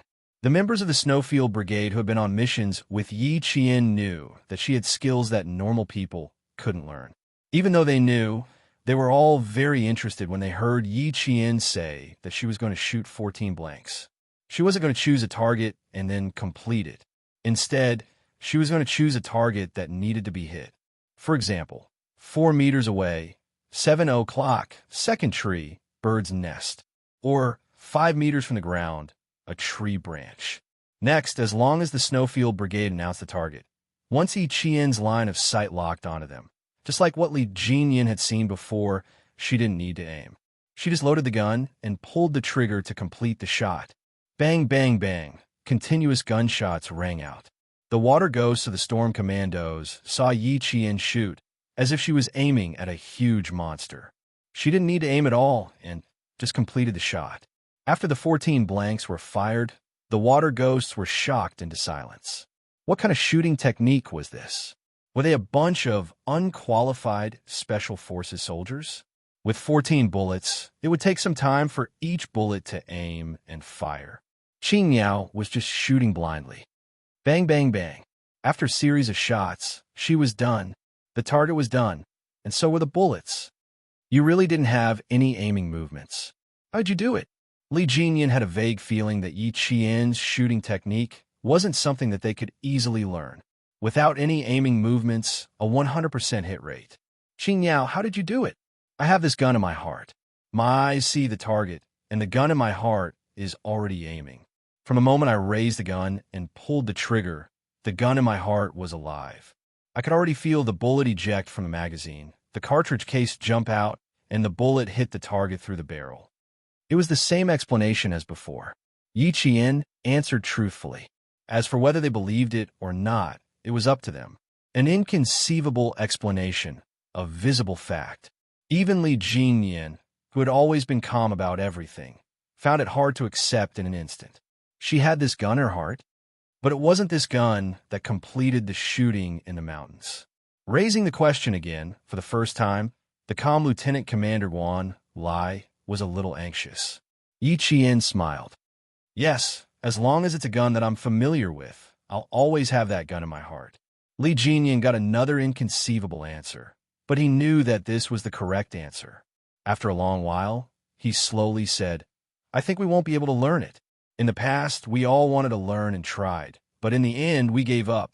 Xia Jinyuan smiled and said, "Because no one can have this gun in their heart when they get it. Only she can do that." Thinking about it, Yi Qian was groomed as a Special Forces member of the Snowfield Brigade, so the soldiers of the Snowfield Brigade would definitely be the first to know about it. Since they were familiar with the battlefield, they would naturally want to learn as well. Unfortunately, no one could do it. Indeed, we can't do it. I know that without even trying. Li Jinyan got an unbelievable answer.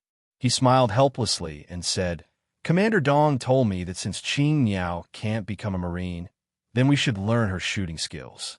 After a slight pause, he added, "When I go back and report this, Commander Dong will be secretly upset for a while."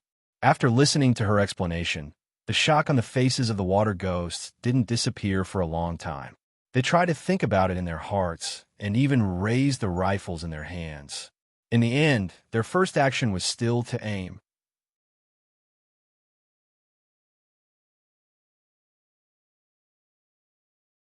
Chapter 1858. Have a gun in their hearts?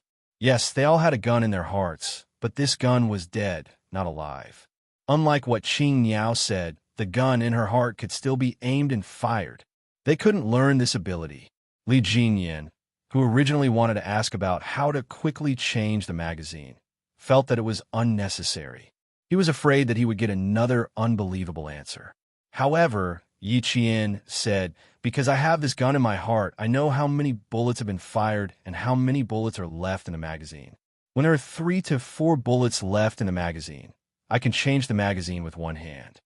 During the process of changing the magazine, all 3 to 4 bullets have been fired, and I can just remove the old magazine and reload it with a new one.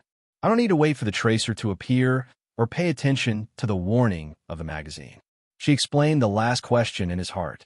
Li Jinyan nodded lightly. "I understand. It's all based on the fact that you have a living gun in your heart." As he spoke, he looked at Xia Jinyuan and lowered his voice slightly. "Fortunately, you joined the army and didn't get buried. Fortunately, she was a Chinese soldier and one of them. If such an enemy appeared on the battlefield, they would tremble without thinking about it." Yi Qian nodded and said, "You can say that. Previously, the Navy commander also told me that I also wanted all my comrades to learn how to shoot. However, Q King and the others have all tried, and they didn't achieve the expected effect. Because we can't do it, we'll never be able to achieve it." Xia Jinyuan said helplessly. At that time, he was very interested and thought that he might be able to do it too. However, it turned out that he was thinking too much. The water ghosts of the storm commandos touched their faces. All right, it was time for them to wake up. Don't think about learning Qing Niao's shooting skills. Before they saw it for themselves, they were all delusional. Outside the dense forest, the faint rumbling sound of propellers could be heard. It pulled the water ghosts back from their shock, and they looked up at the sky.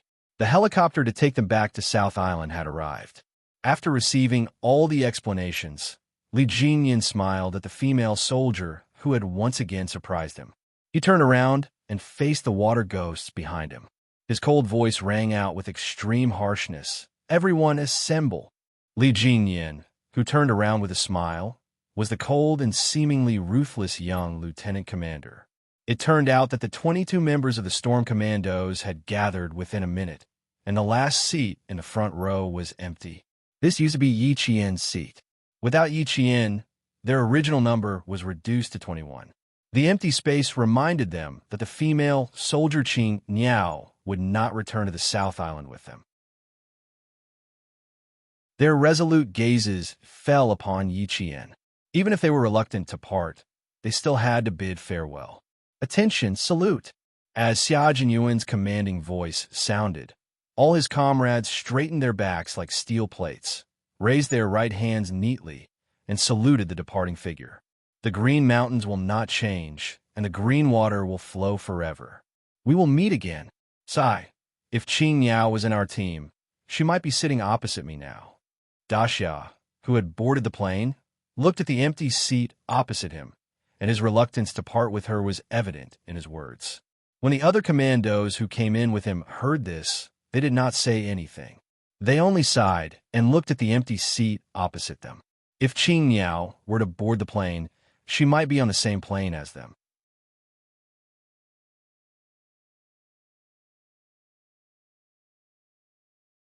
Chapter 1859. Soon, the empty seat was taken by a comrade who boarded the plane. Anemone looked at Daxia, who was staring at him with a strange expression. "What are you looking at? You're sitting in Qing Niao's seat." Anemone turned to look at the cabin door. He remained silent until the door closed. "She didn't board the plane, and she won't board the plane. Qing Niao isn't a soldier in our team. She can't board the plane with us. Also, we did something stupid just now. Q King scared me when he said that. We didn't consider Qing Niao's position.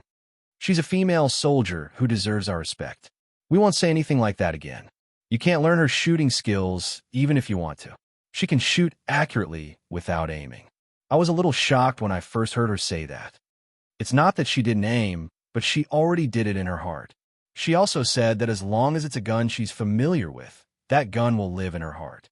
Daxia, whose eyes were full of admiration, still found it unbelievable. From this point alone, it shows that she's more familiar with guns and ammunition than we are. I suspect that she's very familiar with all the known types of guns from all over the world. His words made the water ghosts who boarded the plane gasp. If that's the case, how terrifying is that? It's already terrifying. If it gets scarier, I'm just glad that she's a soldier from our side and not an enemy. Daxia sighed. His words were full of admiration for Yi Qian. Female soldier Yi Qian is rare. That's true. Fortunately, she's a soldier from our side. We can rest assured. We'll have to worry about the enemies she faces in her missions in the future. Aya, why isn't she a female soldier from our team? Wishful thinking. That's impossible. The water ghosts said one after another. Their admiration for Yi Qian could be seen from their expressions. Female soldier Yi Qian, codenamed Qing Niao, was a female soldier who was braver than the male soldiers. She had incredible shooting skills. The more he interacted with her, the more he was attracted to her unyielding spirit. The more he was attracted to her, the more he could discover each of her strengths. In the end, he would be convinced by her and admire her. This was probably the so-called charisma. Li Jinyan was the last to board the plane. When he reached the cabin door, he turned around and saluted all the members of the Snowfield Brigade who had saluted him. He then nimbly retracted his right hand and turned around to board the plane. When there was a reunion, there would be a separation, and when there was a separation, there would be a reunion. There would be a day when the brothers of the two teams would meet again. The members of the Snowfield Brigade raised their heads and watched the two helicopters pick up the storm commandos until they could no longer see the fuselages of the helicopters. Xia Jinyuan, who was standing at the front, turned around and faced all his comrades. He reorganized the team and gave them instructions on what to do next. First, everyone should submit a training report and a combat report. We could discuss in groups and submit one report. Second, we need to write down the suggestions for the exoskeleton power equipment we're going to wear in the Gobi Desert, as well as the problems we found when using it. The equipment experts are still waiting for our feedback. Marching and fighting were not a problem, but the report was a pain in the ass for this group of Special Forces soldiers who were trained in science and engineering. Everyone, including Xia Jinyuan, did not want to write it. Yi Qian looked at them and wanted to laugh. "You're the one who said you wanted to write a report, but now you look like you don't want to. You'll affect the rest of the team when they write their reports."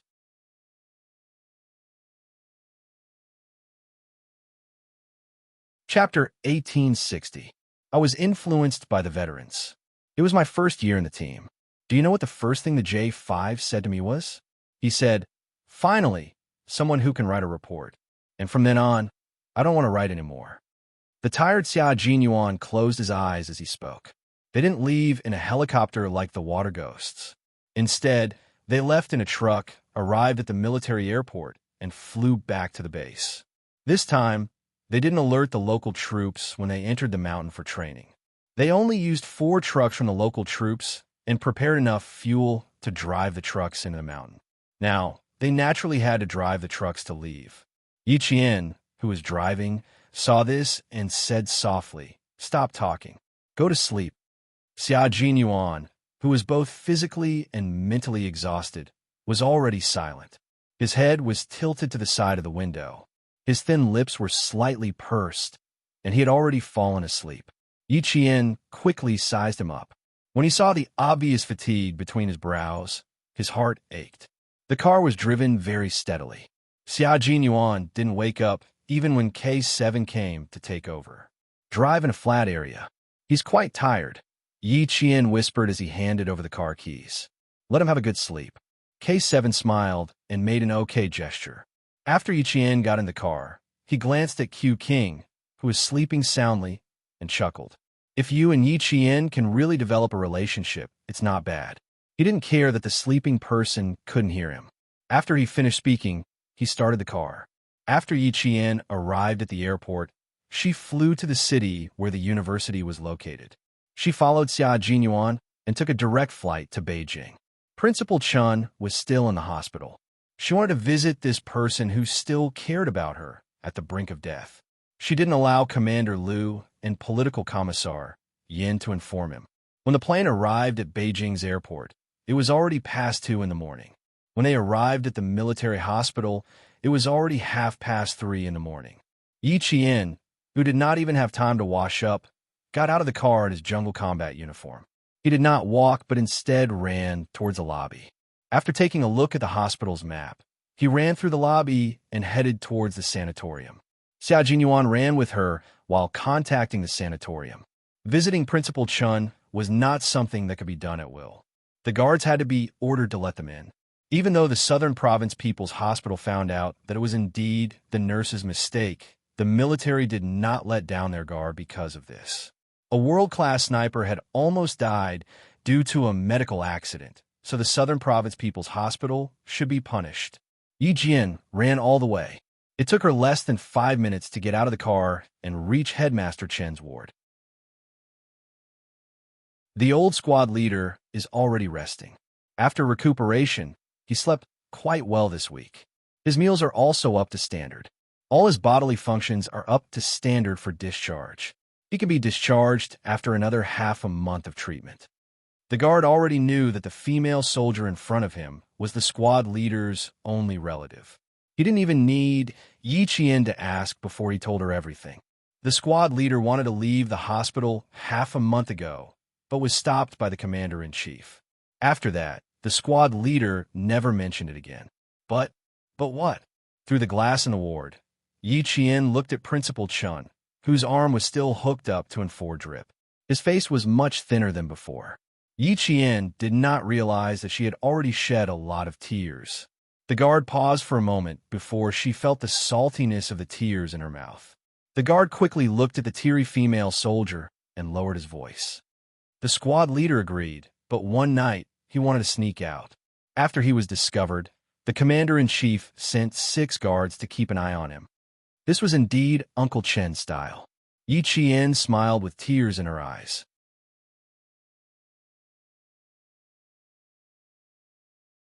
Chapter 1861. There was only one light in the room, and it quietly shone a warm light in the corner. The layout of a normal intensive care unit did not have as many terrifying instruments as the intensive care unit. A few green potted plants on the windowsill added a touch of gentleness to the snowy white room. Yi Qian did not go directly into the room. Instead, she chose to stand outside and watch quietly. Uncle Chen's sleep had not been very good. If she went in, she would wake him up. Yi Qian looked away and lowered her head to wipe away her tears. She thanked the responsible guards. "Thank you very much for your hard work during this period. You and your comrades can go back to your room to rest. I'll keep watch here. It's our duty to take care of the old squad leader. You don't have to be so polite." The guard was also very young. He was about 23 or 24 years old. He was a little embarrassed by Yi Qian's politeness. He said shyly, "We have 3 shifts. Our comrades in the morning shift will arrive on time at 7 o'clock. The 2 of us can go back to rest then." "There's no need to rest." The three of us can keep watch. If there's anything you want to ask, you can ask me. My comrades and I have always been here when the old squad leader was admitted to the hospital. We know more about the old squad leader's condition than the comrades in the morning shift. It was her duty to not leave her post at will. It was her fault. The normal intensive care unit arranged was very humane. It was similar to a bedroom and a living room. The only difference was that the living room was smaller, but family members could rest while keeping watch. There used to be a foldable bed, but it had been moved out and replaced with 2 round stools made of steel without backs. Although there were high stools, it was obvious that they were just for decoration. The guards had never sat on them before. The plastic packaging on the stools was in good condition. There were no traces of friction at all.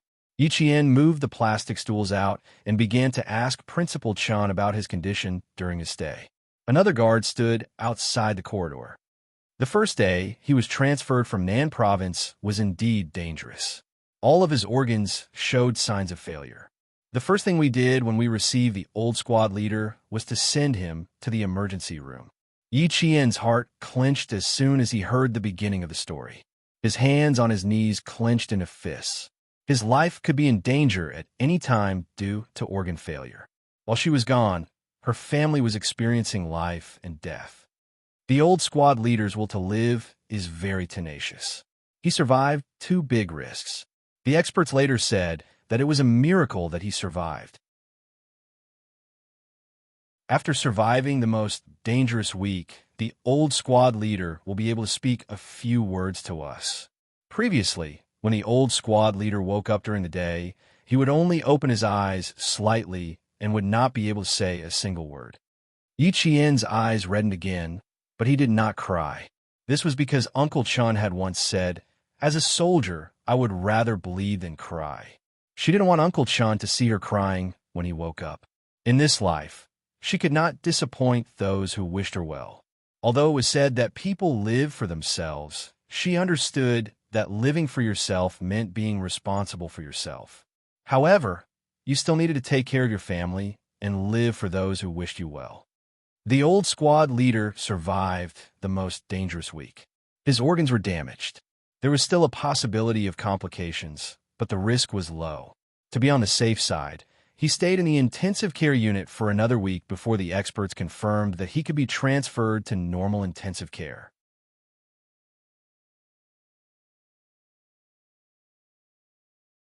Chapter 1862.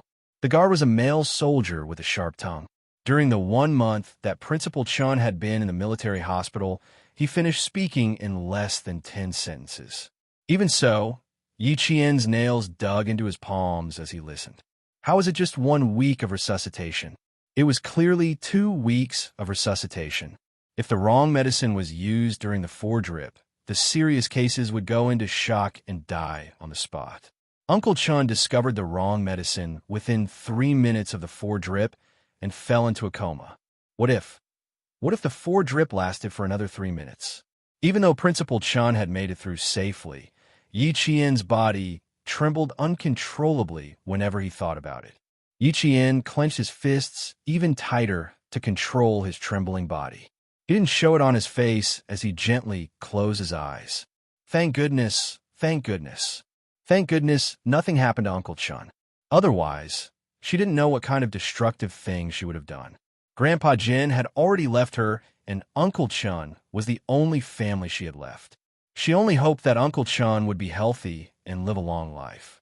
Outside, Xia Jinyuan had already obtained the detailed medical records of Principal Chen's hospitalization.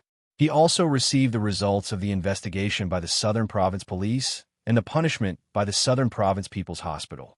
The nurse was chatting and accidentally injected the intravenous medicine from a heart patient into Uncle Chen's foredrip. The side effects of this medicine were vasodilatory headache, arterial spasm, respiratory paralysis, and death by asphyxia. Because Uncle Chen's medicine was not mixed with this medicine, even though it was discovered in time, there were still serious side effects. If the guards from the military hadn't discovered it in time, at this very moment, his little fox would have lost her last family member. Xia Jinyuan didn't go in immediately. Instead, he called Commander-in-Chief Xia's personal cell phone. He needed to clarify the situation. Commander-in-Chief Xia was awakened by the ringing of his cell phone at 3:40 a.m. When he saw who was calling, he answered the call and asked, "Are you at the airport or the hospital?" "Hospital. I'm sorry to disturb your rest, Dad." Xia Jinyuan, who was standing by the window in the corridor, glanced around and said in a low voice, "Dad, I just received 2 investigation reports. The military suspects that Uncle Chun may have been murdered. Did the military find something?" When he received the investigation report from the Southern Province Police and the military, he found out that the first thing the military thought of when something happened to Uncle Chun was murder. Only then did he realize that although Uncle Chun had been sacrificed for more than 10 years, he was still in danger. Otherwise, the army would not have immediately thought of murder and not medical malpractice. Commander-in-Chief Xia put on a coat and got out of bed. He walked to the desk in the bedroom and sat down. Yes, that's what the military suspected at first, but after investigation, it was determined that it was a medical accident. What? Do you still have questions? Dad, my main point is that the military suspects murder. Is there any movement abroad? I've seen Uncle Chen's information. There's an organization abroad that hasn't given up looking for Uncle Chun. Xia Jinyuan said in a low voice as he looked around to prevent anyone from eavesdropping. His gaze was as cold as a sword as he slowly and naturally glanced around. Has Uncle Chen's whereabouts been exposed? No, you're thinking too much. Qin Dongfeng's whereabouts have not been exposed yet. While the Southern Province Police are investigating, the military is also investigating. There's no movement abroad. Commander-in-Chief Xia's tone was a little serious. He was sitting by the desk in his pajamas. The light from the desk lamp illuminated a corner. He warned his son, "It's fine as long as you know about this organization. I don't want to hear it from you again before the military mentions it. You need to keep Xiao Ye's side a secret. This is the military's idea and Chen Dongfeng's personal idea."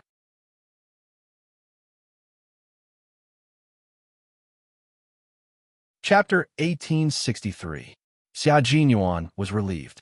But no matter what kind of accident it was, Little Fox would not let it go so easily. She cannot let it go. As her boyfriend, he naturally supported her in her investigation. "Okay, I got it. Dad, get some rest. I'll come back to see you tomorrow." Come back tomorrow? Commander-in-Chief Xia did not think he needed him to take the time to come back to see him, but he said seriously, "You don't have to come back. If you bring Little Yi back, I'll welcome you. Then you should go to the military. Sorry to disturb you." Major Xia smiled and said goodbye, then took the initiative to hang up the phone. He couldn't meet Old Man Xia alone. Whenever they met, Old Man Xia would always mock him. It was the type of person who would feel uncomfortable if he didn't mock him. Fortunately, he was mature now and did not argue with him. Otherwise, the father and son would have a fight. Xia Jinyuan stared at the phone for a few seconds and said softly, "Old man, I'll keep a close eye on your daughter-in-law." Commander-in-Chief Xia listened to the rapid beeping sound and could not help but smile and shake his head. "Little brat, you should spend more time with your girlfriend. Don't follow in my footsteps." All parents in the world were pitiful. The dignified commander-in-chief was also like an ordinary parent, deeply caring for the devil-incarnate son that he spoke of. Knowing that it had nothing to do with a foreign organization, Xia Jinyuan's footsteps became lighter. However, it did not mean that he did not have any other questions. On the contrary, he had a lot of questions. Xia Jinyuan, who was chatting with the guard outside the door, began to ask a few questions. The content of his questions was different from Yi Qian's. He mainly asked if anyone had come to visit and if anyone from the southern province had come to inquire. Other than Commander Liu and Political Commissar Yan, no one else from the southern province had the opportunity to visit. He only asked if anyone had come to inquire about the situation. The People's Hospital of the Southern Province has sent people here many times. The military has issued a strict order not to leak any information about the squad leader. The General Military Hospital strictly followed the order and did not release any information. The people from the People's Hospital of the Southern Province still do not know about the squad leader's situation. Other than the People's Hospital of the Southern Province, only Commander Liu and Political Commissar Yan from the Southern Province visited him once half a month ago. In other words, there were no other suspicious people in Southern Province. Then, Xia Jinyuan narrowed his eyes as he read the report. His eyes were dark and unfathomable. This was what Uncle Chun had said to cooperate with the military's investigation. The military had asked him if anyone had come to the Southern Province People's Hospital while he was hospitalized, if he had any conflict with anyone, or if anyone had come uninvited, and so on. The rest of the answers were fine. Only the part about Yi Ji-fan made him feel a little strange. He couldn't tell what was strange about it, but he couldn't tell what was wrong with it. However, he didn't know why he felt strange when Uncle Chun said, "I don't have any personal grudges with Director Yi." It didn't mean much, but could be understood as personal grudges existed. Since that was the case, then Uncle Chin's next sentence, "If an official knows the law, I don't think he needs to do something that will ruin his career. My case is actually just an ordinary medical accident." I don't think could be used as a way of saying, I don't think he is sure of himself and has a certain degree of suspicion. Little Fox had been insulted and framed by Yi Ji-fan and his family. She almost couldn't attend high school normally. During the college entrance examination, Yi Ji-fan had used underhanded means to frame Little Fox. As a family member, Uncle Chin already hated Yi Ji-fan to the core. How could he say, "I don't have any personal grudges with him"?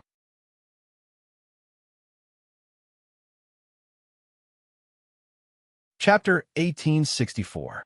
In the last sentence, "My matter is actually just a normal medical matter," made him feel strange. It was as if he was intentionally trying to absolve Yi Ji-fan. That's right. That was why he felt so strange. Uncle Chin's words made him feel as if he was intentionally trying to absolve Yi Ji-fan, but at the same time, he was angry. That's why he said things like, "It doesn't really matter," and "I think," which contradicted what he said at the end. Did Uncle Chun think that there was something wrong with Yi Ji-fan? Or could it be that he sensed something? How could Yi Ji-fan have the guts to harm Uncle Chun? Why would he harm Uncle Chun? What would require him to do so? What could Yi Ji-fan gain by harming Uncle Chun? Was he not afraid of being exposed and losing his official position in the end?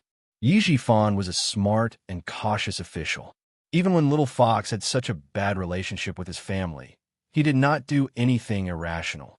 Even when Ying got into trouble during the college entrance exams, he did not do anything irrational. How could such a person suddenly harm Uncle Chun? For a moment, Xia Jinyuan was unable to make sense of Principal Chen's statement about cooperating with the military's investigation. He originally planned to show Little Fox the military's investigation report, but he decided to wait and listen to Uncle Chen's explanation first. Yi Qian did not ask for too long. She got up and looked at the sleeping Principal Chun through the glass.